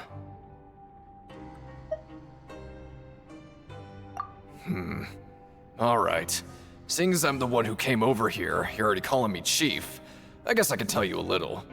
Truth is, you two keep working like this, you might be putting yourselves in danger. Huh? Wait, there's even a rule about that? What would have happened if you never told us about this? Well, it's usually not that easy to break one on accident. The conditions of the hidden rules are usually pretty specific. But once you do break one, bad things happen. If you work continuously in the production zone for 3 days, and if all you do besides eating and sleeping is just work, then something bad will happen during lunch on the 3rd day. Huh? Like what? Oh, don't scare Paimon! If I knew that, then I wouldn't be standing here talking to you, now would I? You mean, even you have never tried working 3 days like that before? There's actually a legend about this rule. They say that there was a worker who worked way harder than me. He was both efficient and eager on the job, and most other workers couldn't hold a candle to him. One time, he tried to test his limits and worked as long as he could. Then during lunch on the 3rd day, he disappeared into thin air, as if he'd evaporated. Later, some people went and asked some of his past friends about him, but they said, never heard of the guy. What the? How could that happen? Unfortunately, we were assigned different production zones. I never saw for myself what he looked like. Wait, are you thinking that it was... Huh? Oh? You... Listen, kid. This ain't the kind of thing you should be curious about. Let me tell you, you're better off forgetting about it and looking after yourself. Now I kind of regret ever telling you. Yeah, I agree with Chief here. Do you really want to try? Alright, if you insist.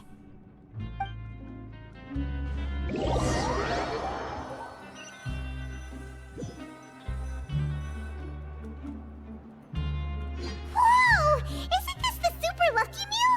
Looks like hard work really does get rewarded. Paimon's gonna take her time and savor every bite. What would you like to do this afternoon?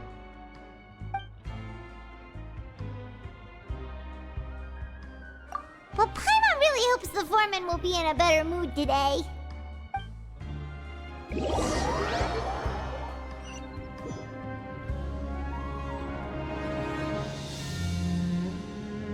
Look who decided to show up. Get your butts in gear and get to work. Time's a-wasting.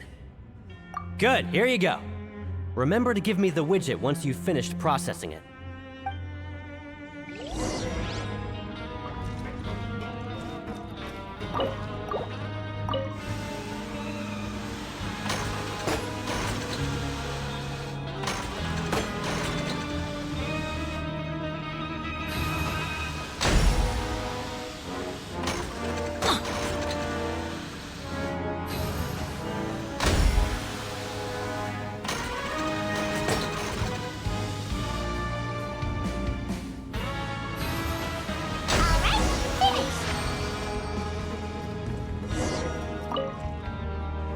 Let me have a look. Not bad.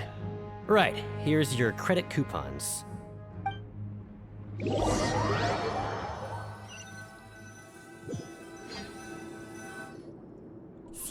productive day. Hope we can make even more progress tomorrow.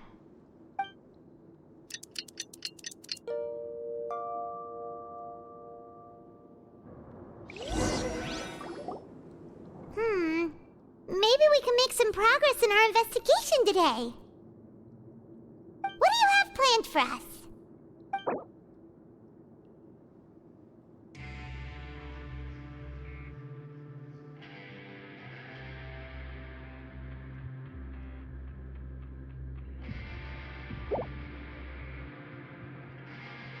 Right, we just need to keep at it.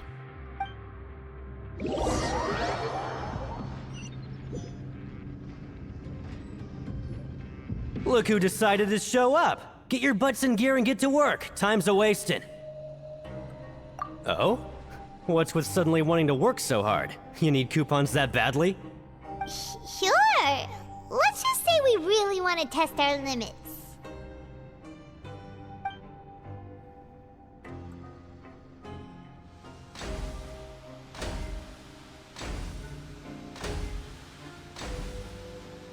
Nice! We did well today. Let's keep it up!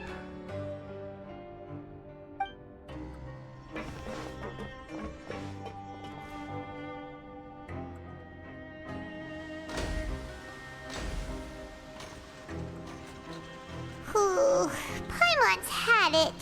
Who knew that processing these widgets would be so tiring?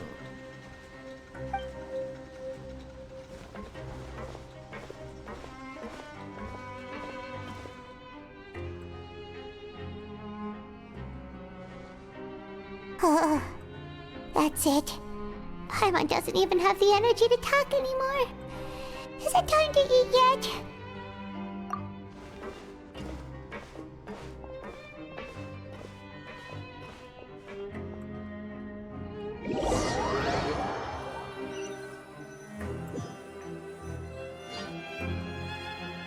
Oh, Paimon's exhausted.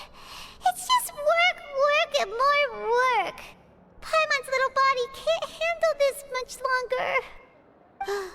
Wait a sec. Now that Paimon thinks about it, haven't we been working non-stop for 3 days now? And now it's lunchtime!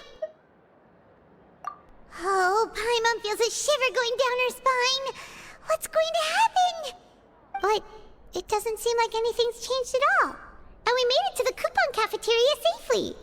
Are the so-called hidden rules only a rumor after all? Well, there's no use to just guessing all day. Paimon's stomach has been grumbling the whole time. Let's just eat already! Paimon wonders what we'll get today! Maybe we'll get the super lucky meal! Wait! What? What in the world is this? What's with Paimon's food? And yours is the same!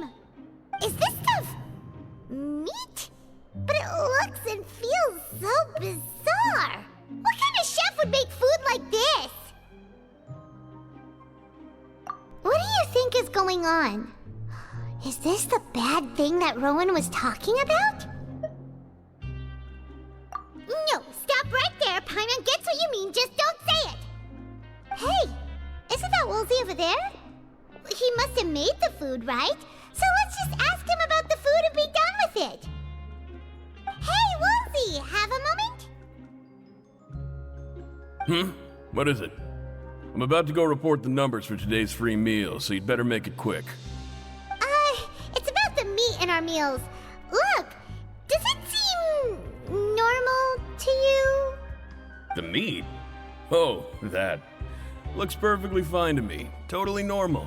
You better hurry up and chow down. How could this be fun? Hey, don't leave! You barely even looked at it! Hey! What should we do now? Woolsey wouldn't even give us the time of day. Has he tried to hide something? Yeah, looks like we have no other choice. Paimon was positively famished a minute ago, but now she's lost her appetite.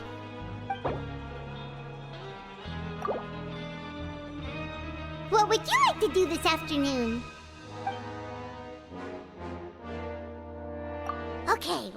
if we can find any new leads.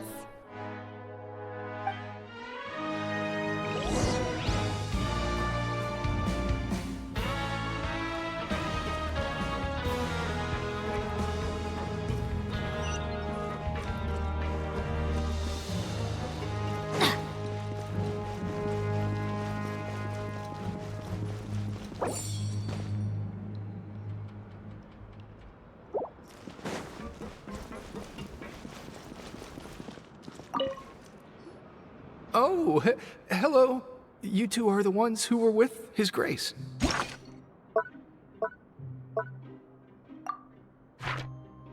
No need to be so nervous.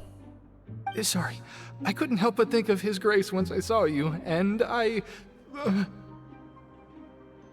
Well, it's hard to say. Maybe I am. He's got a very overwhelming presence. It makes me feel like I'm just some insignificant little bug. Wait, seriously? Oh, I'm always indecisive, and I tend to make a mess of things. It's like a reflex. I just instantly start to tense up the moment I see a smart and capable person like His Grace. What? Please, don't say anything like that out loud. How could you possibly think something like that?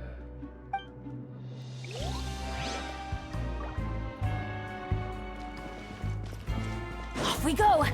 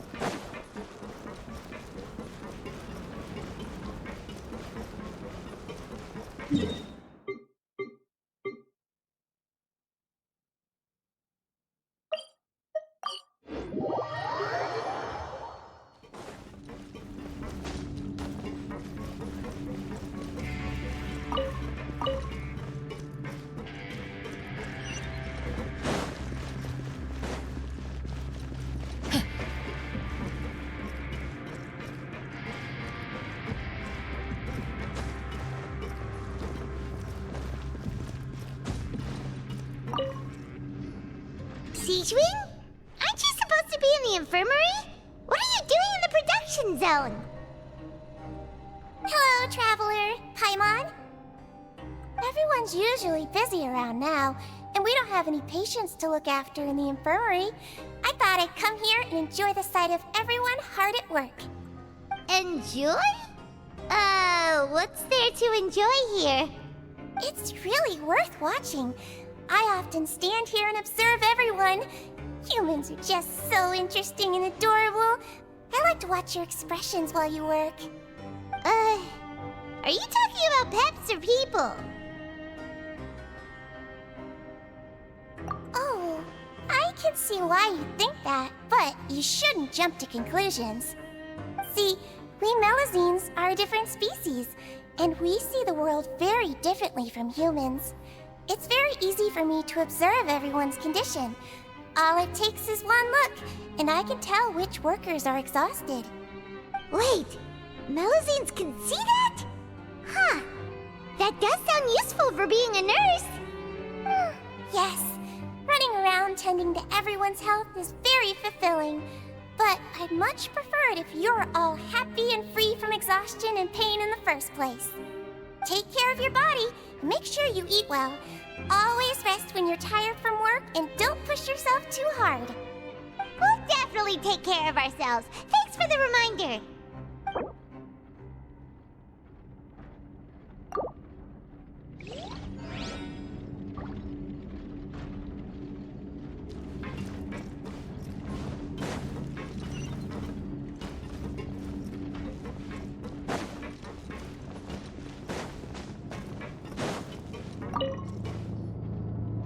Hey! It's the Traveler and Paimon! No need to tease me, okay? I won't trip on the same step twice. Listen, I feel ashamed about last time. Thank you for praising me in front of His Grace. Here are the extra credit coupons he gave me. I'd like you to have them. Huh? No, we couldn't take them. They're your reward after all. But when I was welcoming you, I didn't do anything but give you the stink eye. Come on, I insist. These coupons are nothing compared to getting the attention of His Grace. I won't take no for an answer.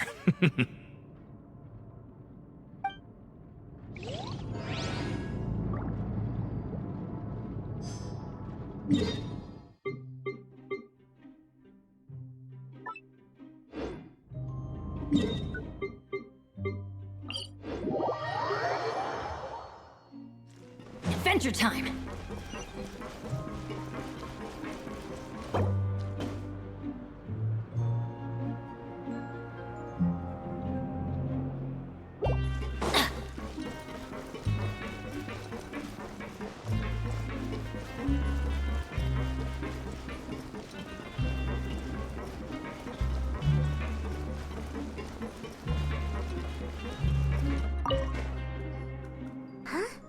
Rowan?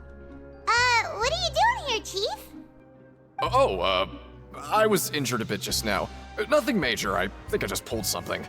Little mishaps like this are unavoidable at work, you know? Huh. Paimon wouldn't have thought someone as experienced as the Chief would still get hurt on the job. I just knew you would say that. This is pretty embarrassing. Where's Siegewein when you need her anyway? The one time I need to make a quick trip to the infirmary. Oh, you mean she wasn't in the infirmary? Yeah. The rumors say that there's never anybody in the infirmary in the half hour before lunch, and nobody knows where Siegewein gets off to.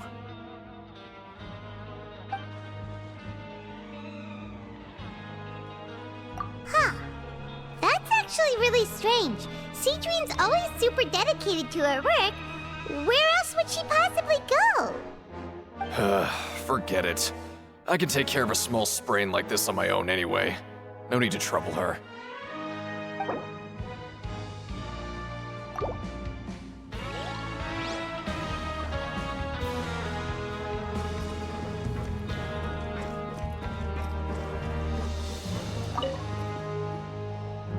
Oh, wonderful. I was worried that you'd be busy trying to earn reward coupons all the time, but it seems like you haven't neglected your investigation work after all. Paimon likes having more coupons, but no one wants to work all the time. Have you also been investigating the area, Lynette? No, I was just slacking off, and you happened to catch me. My brother is still obsessed with anything remotely related to the Forbidden Zone. But knowing him, it won't be long before we get more leads. Oh, before I forget, this is for you. Huh? Credit coupons? Why are you giving us these? I've been here longer than you. Coupons aren't a resource in particularly short supply. What is in short supply are interesting people to talk with. Aw, that's so nice of you, Lynette. We'll be sure to make good use of these coupons then. Thanks a bunch!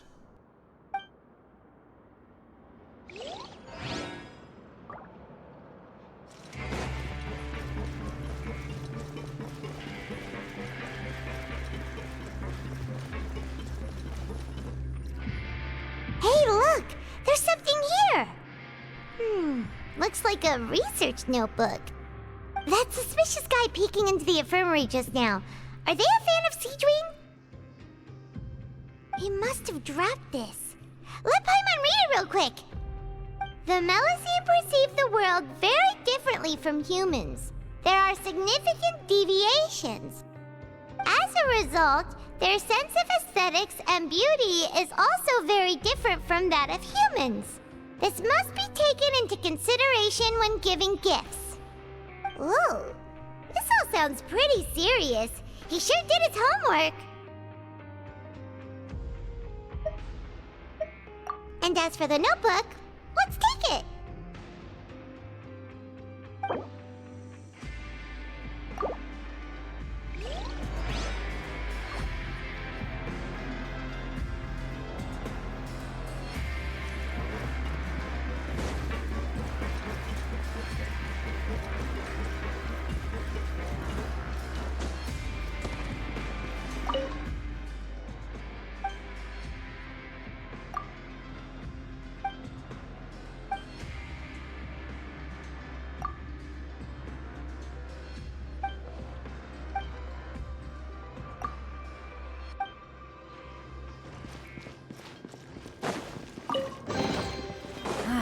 Even better than I imagined. It's my lucky day.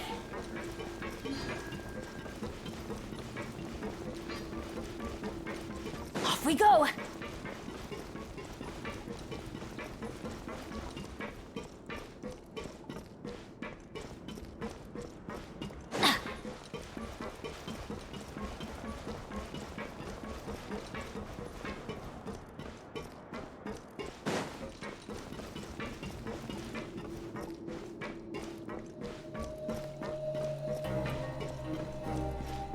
Adventure time!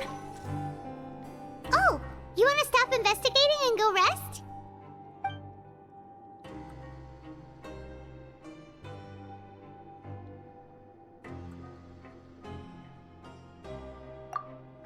Okay, you should rest up. We'll be back at it tomorrow. So after working a few days straight, we got some strange meat in our lunch. What was that all about? Has our investigation turned up anything useful recently?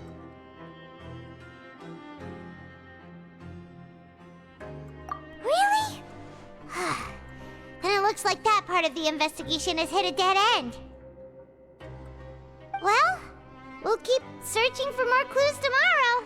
Good night, Traveler.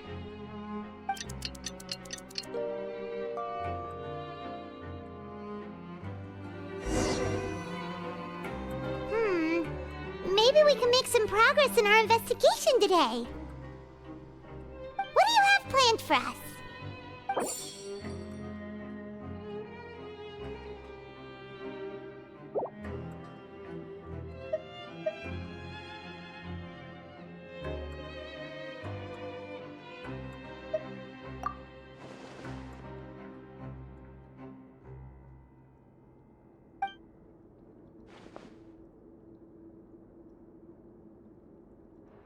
After working here so long, we're really starting to get the hang of it. But doing the same thing all the time can get old pretty quickly. How are you holding up? Yeah, it's good to kick back and relax once in a while.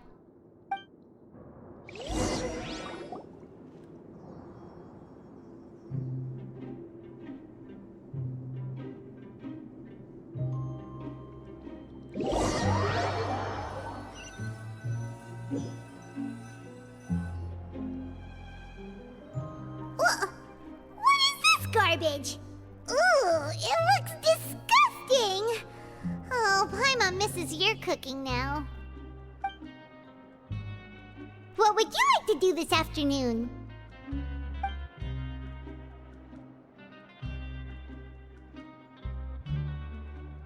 Knowing Child, he must have been there all the time.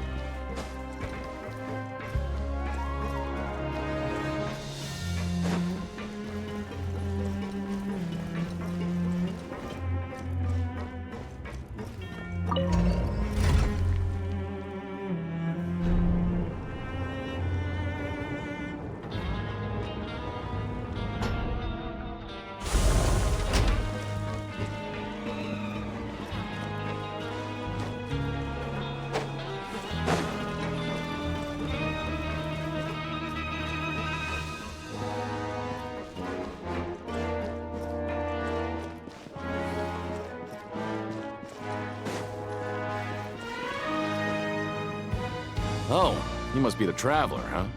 Sorry, mate, but competitors as strong as you are prohibited from participating. I don't make the rules, mind you, but I was given very specific instructions. Even convicts value their lives, don't they? I hope you can understand. But we have a game here that'll let you show off your strength, and you'll even earn some credit coupons in the process. What do you think? Interested?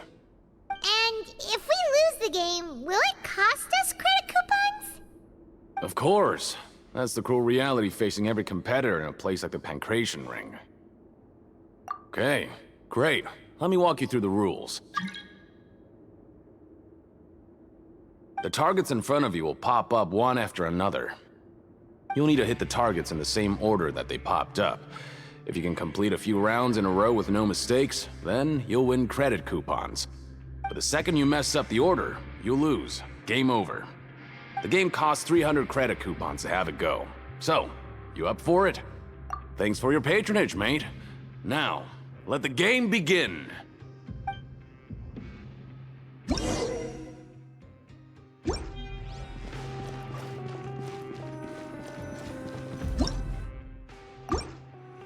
Okay, do your best to hit the targets, just like Colin said!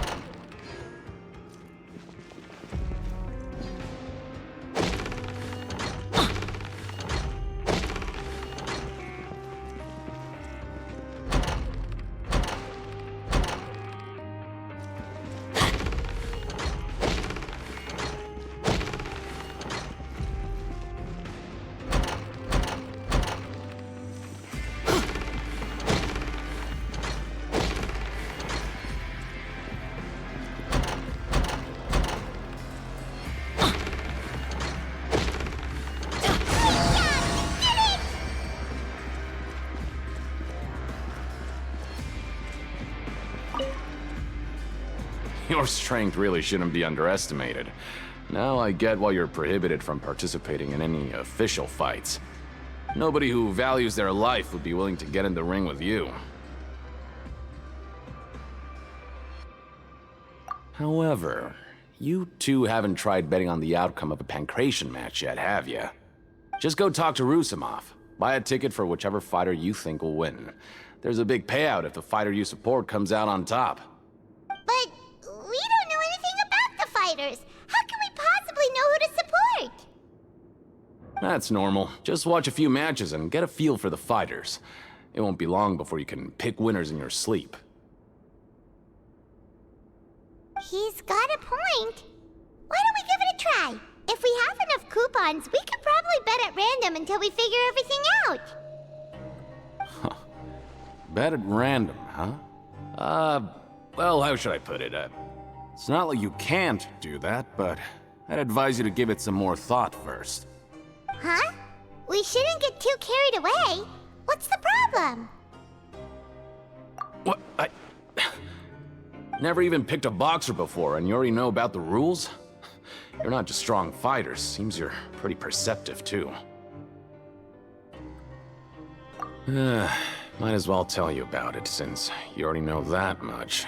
Plus, I think you've got the potential to be one of my greatest customers. I think I can let you in a bid. Besides, I don't want to risk ever losing a customer like you. Is it that serious? Okay. The hidden rule here is, if you buy both boxers' tickets and support them both, something bad will happen the next morning. So the rule is that we shouldn't pick both boxers in the same fight. But if anyone actually did that, wouldn't they be guaranteed to lose coupons? Who would do that anyway? And what do you mean by something bad will happen? How would I know? Not like I'm stupid enough to do that. But I've heard a story about the rule. According to the rumor, there was a masked boxer who possessed incredible skill and power. None of his opponents even stood a chance against him. However, in the final match, the organizers told him to take off his mask. He refused and never showed up to the fight.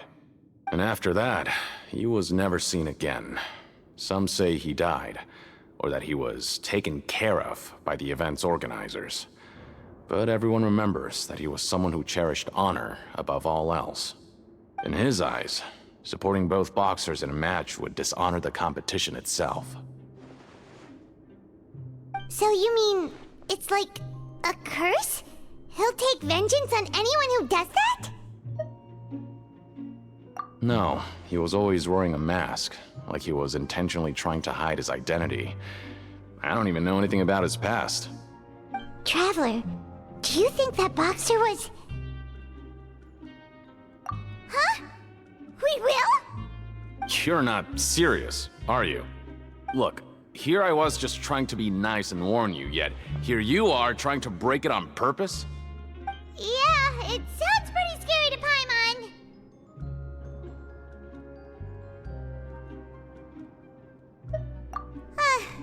Seems you've made up your mind. Just be sure to protect Paimon, okay? Betting on both fighters will set you back about 3,000 credit coupons. If you have enough, then go ahead and give it a try. Just don't come running back to me if something happens.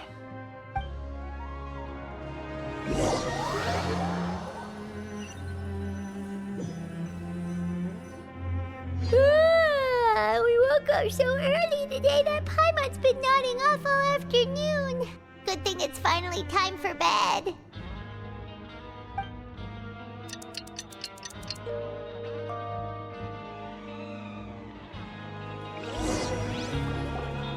Oh, Paimon doesn't want to get up.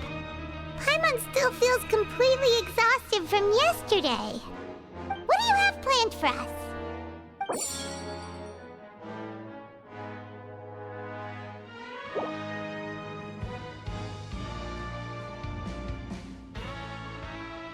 After working here so long, we're really starting to get the hang of it. But doing the same thing all the time can get old pretty quickly. How are you holding up? Yeah, it's good to kick back and relax once in a while.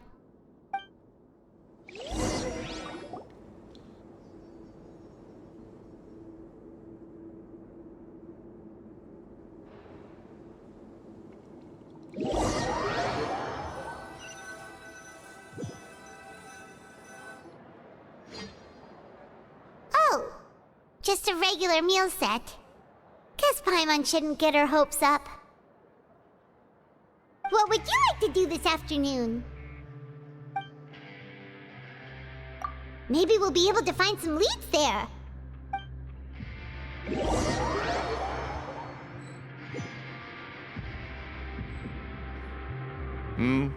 Are you two here to buy tickets? Better be quick about it. Another match is about to start. Who are the boxers in the next round? We have the reigning champ, Le Grappler, versus a contender from the Eastern Prison Block, Demon Horde. Are those their nicknames, or did they choose those names themselves? Either way, super weird. Since you're new around here, I'll help you out and give you a little suggestion. Even though Le Grappler is the crowd favorite, Demon Horde is a first-class dark horse with incredible potential. Anyway, for this match, I recommend that you pick...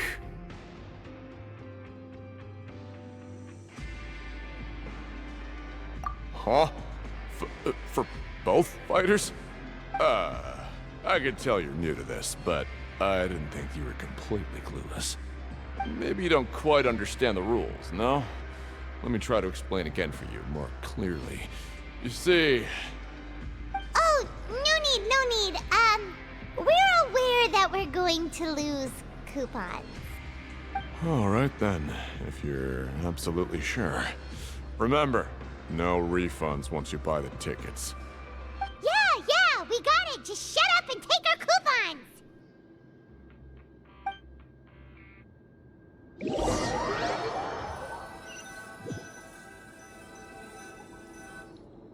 Aw, looks like we won't get a chance to sleep in as long as we're here. Let's get to bed early.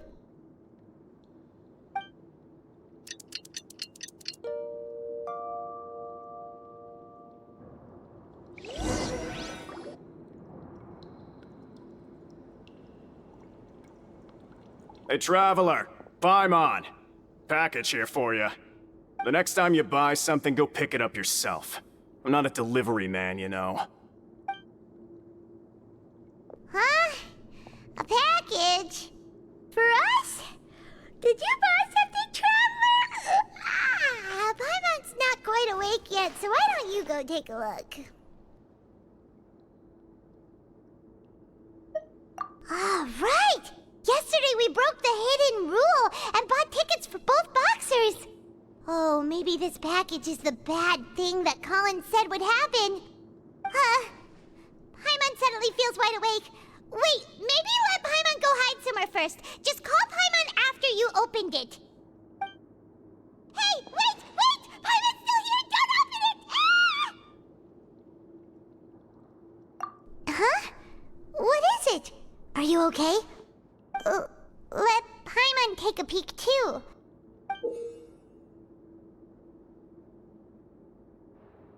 Oh, it's just a small bottle. But the color of the liquid inside looks so wrong. Almost like...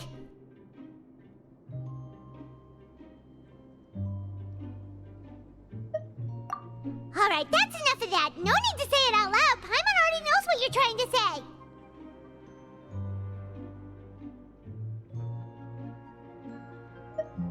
Ugh! No way! Get that stuff away from Paimon!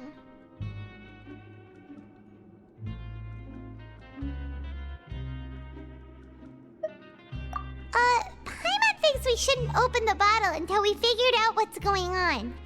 Just trust Paimon on this one, okay?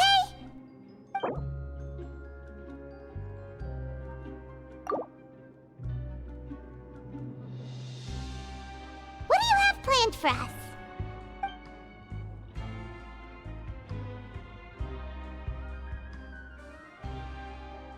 Though it feels nice to slack off a little, less work means less coupons. Let's make the most of our morning.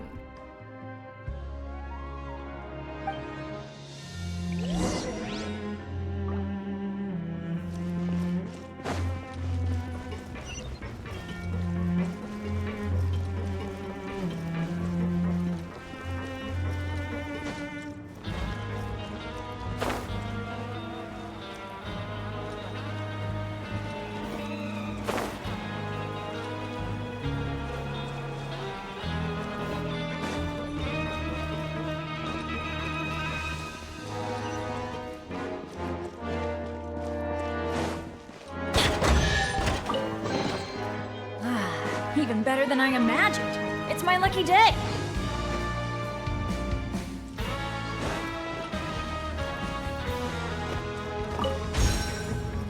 Welcome to the Rag and Bone Shop, purveyor of all essential provisions.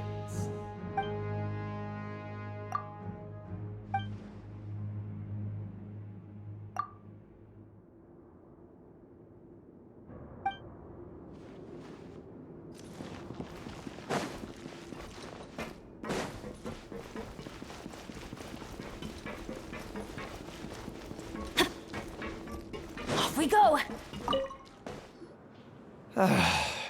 If there's no way to send it all out, then maybe I'll never get a chance to leave. Who are you? We've never seen you before, and you don't look like a fellow convict. I'm not! Of course I'm not. Please, don't mistake me for a criminal. I'm a good, law-abiding citizen.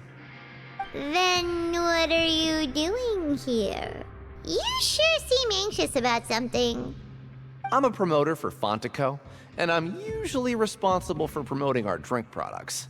I thought I could complete my task here quickly and return to headquarters, but I've been here way longer than I anticipated. Oh, a promoter from Fontico? So what kind of problem did you run into? I'm so upset. It's all because of that Duke. After discussing the company's promotional plans with him, he told me outright that my project was worthless. However, in light of our long history of successful collaboration, I still tried to patiently explain the details. However, to my surprise, he just cut me off while I was speaking.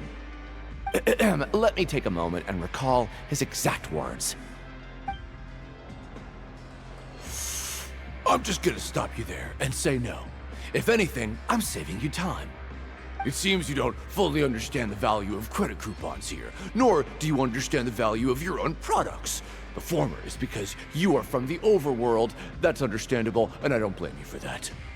But as for the latter, only someone monumentally stupid, so breathtakingly stupid that they were completely ignorant of the value of credit coupons, despite living in the underworld, would ever possibly consider buying your drink. Let's just forget it.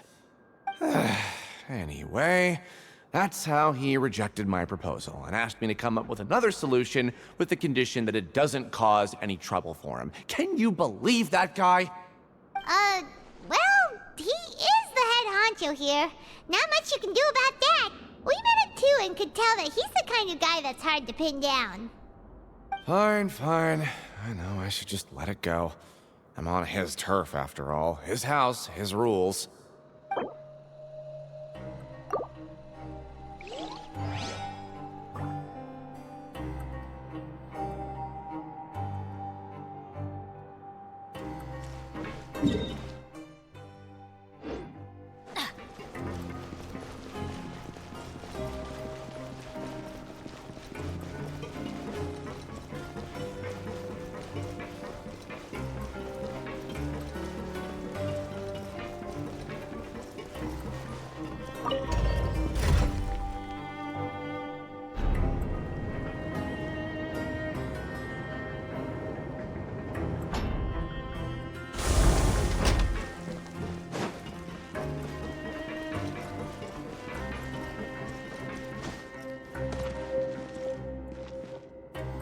Adventure time!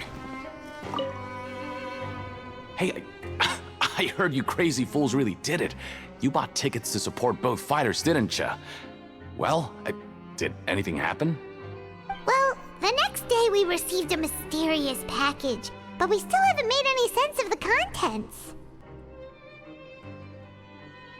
So it is real. You didn't become cursed or anything like that, did ya? Are you both still okay? Wait, are you sure that it's still you controlling your bodies right now? Paimon's not sure. What do you think, Traveler? Is Paimon still Paimon? Oh, okay. Well, that's good. Yeah, you two don't seem to have changed at all. But I wouldn't let your guard down just yet. Still, I didn't expect you would actually do it. You'd actually throw away coupons like that just to satisfy your curiosity? Even if we bought tickets like everybody else, it's not like we could hope to earn any coupons. When it comes to things like this, it's always the organizer who makes the real profits. Hey, just what are you trying to imply? The Pancration Ring is an honest business, and we really don't make much from selling tickets. We make so little that even the current tournaments can only be held thanks to funding from the producer of Fanta. Oh, so it's the company that manufactures Fanta sponsoring the events? Paimon thought all of this was thanks to the Duke's support. Let's just say it's a mutually beneficial arrangement. They reached out to us first, hoping to promote Fanta products in the Fortress of Meropide. Anyway, you try and take extra good care of yourselves these next few days, you hear?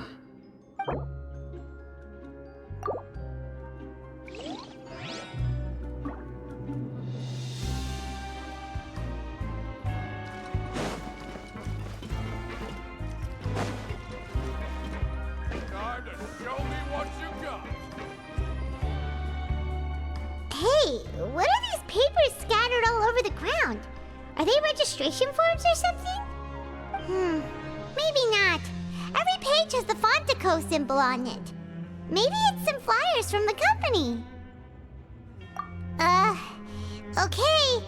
But if someone catches us, they could accuse us of trying to steal the company's secrets, couldn't they? Oh, you're right. Guess there's nothing to worry about then. Let Paimon have a look here.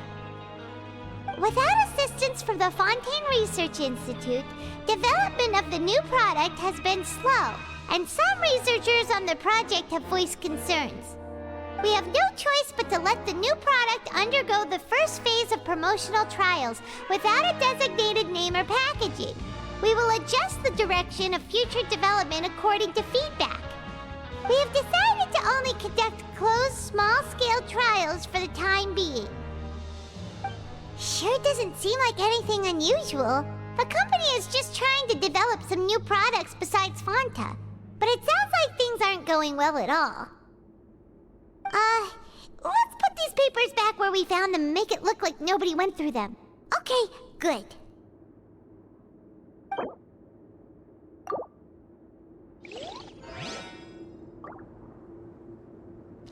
Off we go!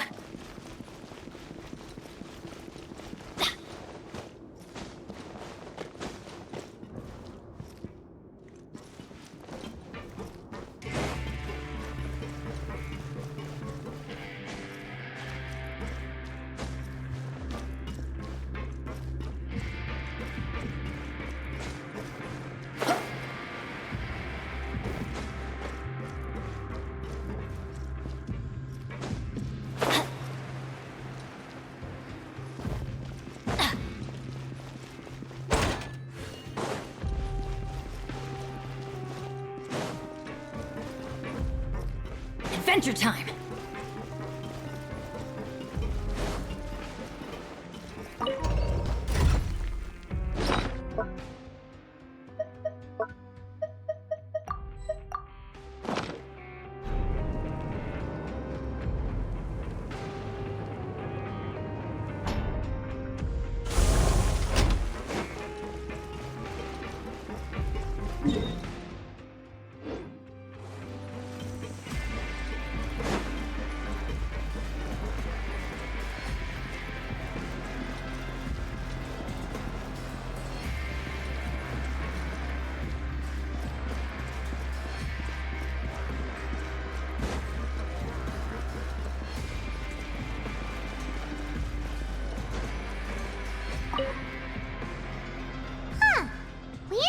Without even thinking about it. Wanna grab something to eat? Alright, but remember that we bought this time with coupons, so let's make better use of it next time.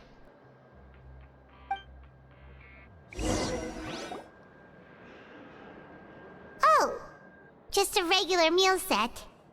Guess Paimon shouldn't get her hopes up. What would you like to do this afternoon?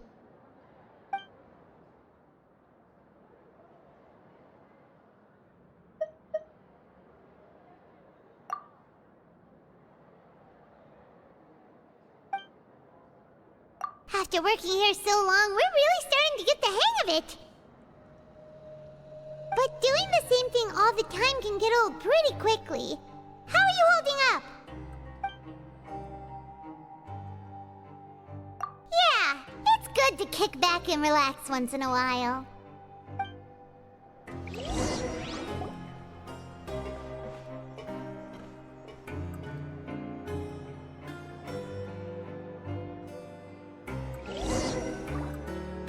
A mysterious box? A bottle of crimson liquid? Paimon still doesn't know what to make of it. Do you have any ideas, Traveler? Really? Then it looks like that part of the investigation led us nowhere. Well, maybe we'll have better luck tomorrow.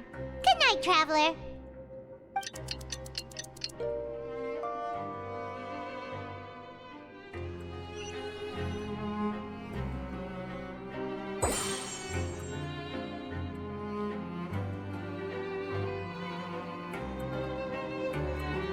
Okay, so we've investigated 2 of the hidden rules. Paimon didn't think this prison would have so many weird things going on. We'd better pick up the pace with our investigation, otherwise we'll never get anywhere. Yeah, let's skip work for now and put our time to good use.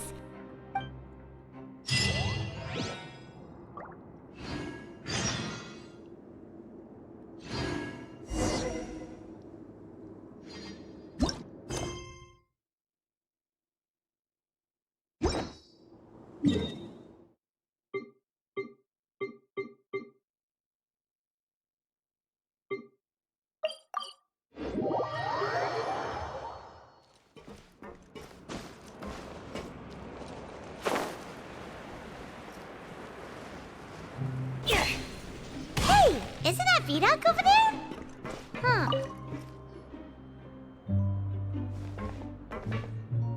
Ah.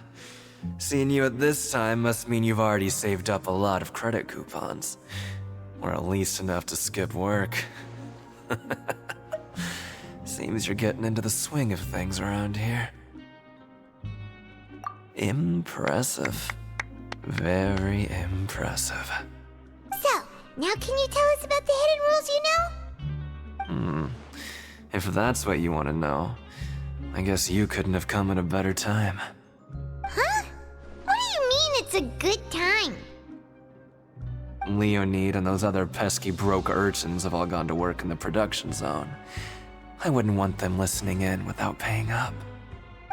We get it! Just tell us already! So, you know those pipes that make strange sounds? Don't ever, ever go near them at night. Even if you manage to avoid the guards, you might find something even more terrible there. Something even more terrible? Like what? A group of cannibals. Cannibals? In the Fortress of Meripede? Every month, they meet a few times in the dead of night. Rumor has it they might be connected to the people that have disappeared here. But what's even scarier is that they have a special proclivity.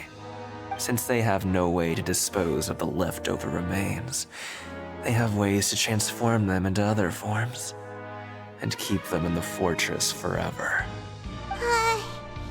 Paimon might already know what you mean by other forms. So that's what's going on here. Oh, Paimon's stomach doesn't feel so good. You two look pretty skeptical. No matter, learning the truth behind dark secrets isn't necessarily a good thing. I've got things to do too. I suggest you just act like I never told you anything. Traveler, can we just trust him on this one? Oh, Paimon doesn't want her blood and flesh entombed here for all eternity? Oh, so that's how you see the situation. Huh. You know, Paimon does feel a little better about it now. When will all the secrets end?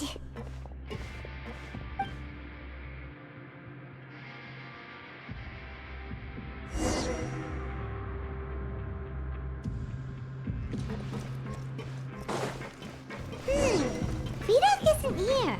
But the guys who went to work in the morning are back. Let's go ask them! Just stay away from me. What? What are you saying? You shouldn't go around saying stuff like that.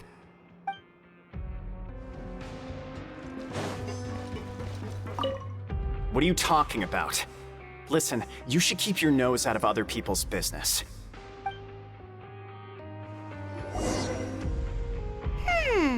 Their attitude sure is suspicious. Like they're trying to avoid us.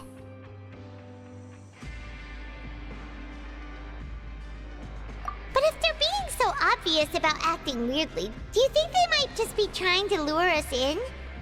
Oh, this is all getting way too creepy for Paimon. So you mean we still need to investigate some more?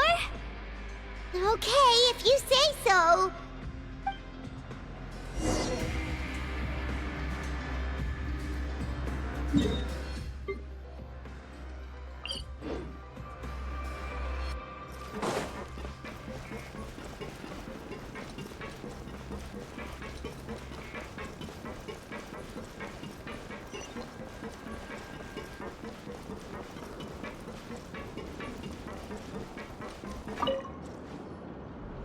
Fielding? What do you want? Criminals like you ought to be working right now. Catch my drift. We just want to ask you a simple question. Have you ever discovered anything odd during your nighttime patrols? Why are you asking about something like that? Whatever happens at night isn't your concern. All you need to worry about is getting enough sleep. Well...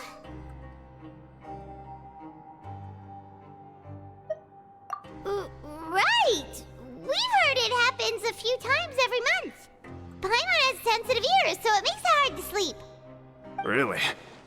I see. But it's not like I'm on duty every night. And now that you mention it, I recall my colleagues talking about something like that before. They say that strange things tend to happen at night on pipe cleaning days. Lots of us don't willingly take those shifts. So, what happens at night on pipe cleaning days? And they just conduct regular cleaning of the fortress's drainage facilities. There are 3 pipe cleaning days per month, and it just so happens that today is one of the scheduled days. You can try to confirm the sounds tonight if you want, and if they're real, then I can report the issue to my superiors for you. Oh, okay. Then we'll keep both ears out tonight. If that's all, then I'll be leaving now. I advise you not to try anything funny, though. Even if I'm not on duty tonight, someone will still be watching you. Don't worry, we don't want any time added to our sentences. Oh, he left. So what do you think about the pipe cleaning days he mentioned? Right, both are a possibility. But Fielding did say that tonight is a cleaning night. Paimon knew you would say that. Alright, sounds like we'll be up all night tonight then. Paimon just hopes the guards don't catch us.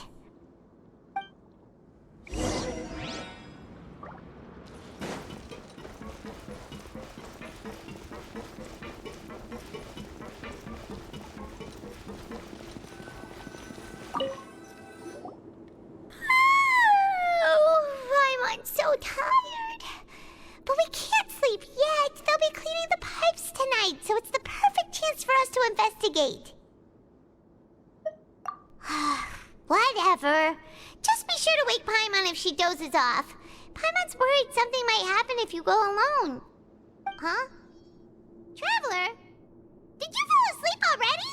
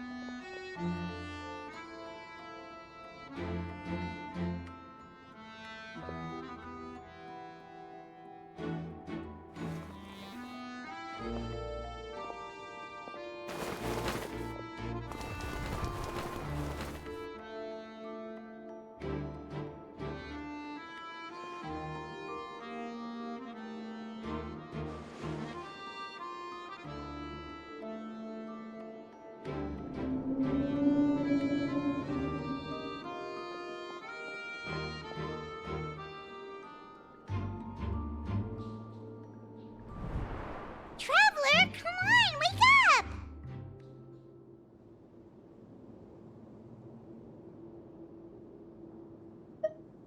Oh, it looks like you were just peacefully sleeping to Paimon. Well, what did you see this time? Really?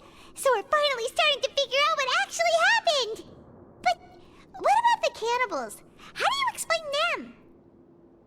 Okay, well it's about time for us to get moving. Just be careful to avoid the patrolling guards.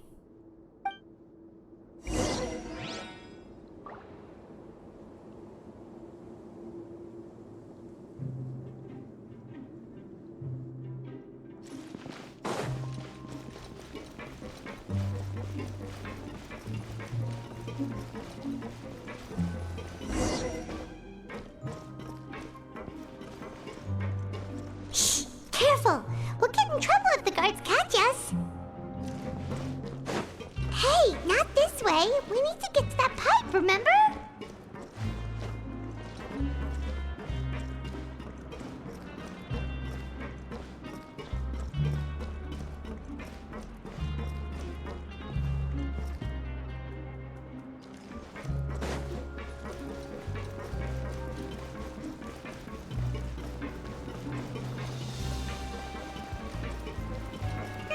This should be the place.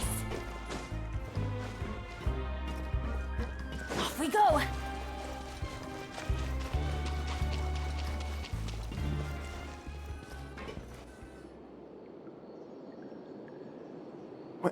I know you. You were the ones we saw. Huh. You've got guts showing up here. You know who we are, right? You'd better leave now. Ain't nobody coming here to save you. What'd you say? Yeah, so what if they were? If you push us, we can make those rumors a reality at any time.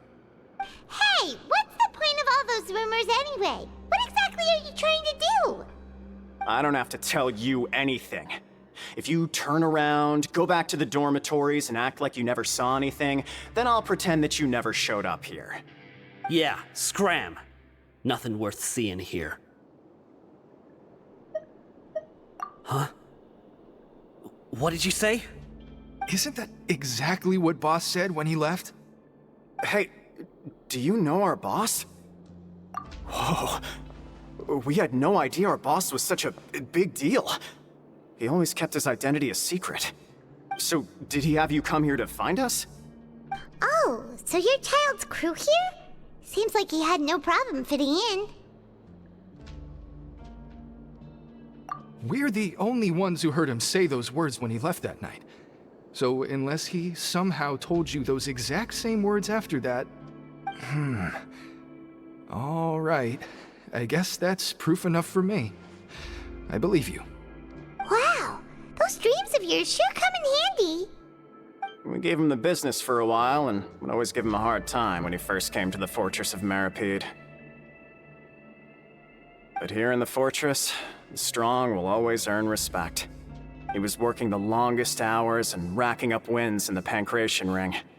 You could always see how amazing he was, even when he was teaching us a lesson. So eventually, we all decided to follow him.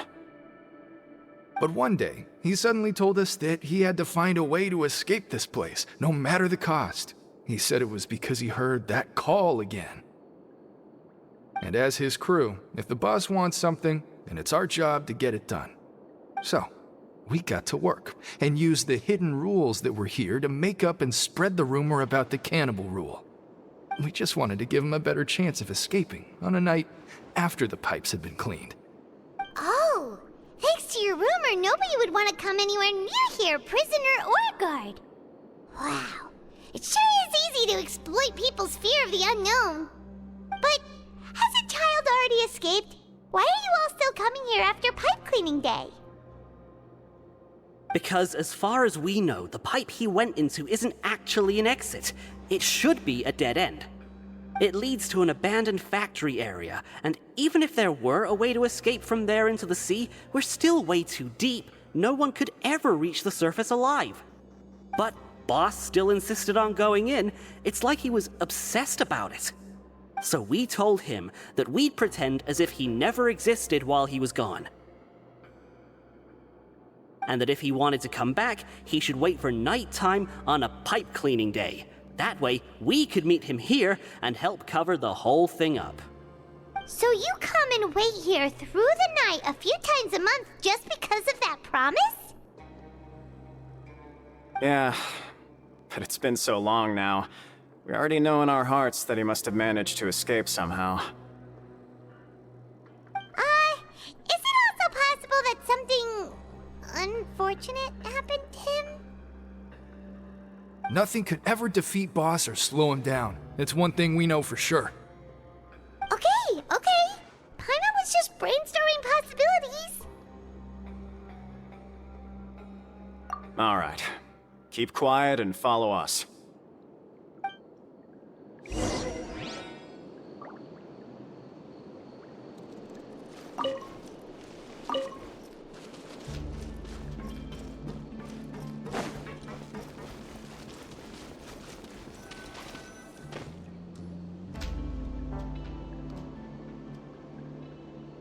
The way up from here has been sealed off. It's impossible to get through. Boss left by going down from here. It wasn't full of water at the time. Later, we came back hoping to have a look. That's when we found out it had been completely flooded. It's impossible to navigate unless you're an extremely skilled diver. Do you think Child got trapped by the water? Not likely. We all know that Boss was an incredible swimmer.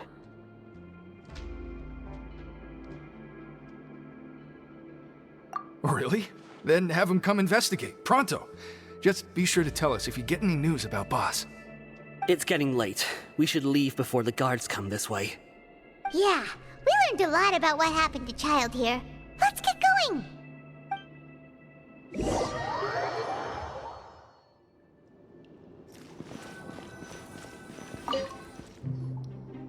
Whew. We finally learned some key information. Seems all of our investigative work has finally started to pay off. When you said you knew a diver, you were talking about Fremine, right? If we ask Linny, he'll definitely have Fremine help us. Ugh. Why is Child like this? What was he doing going into the pipes?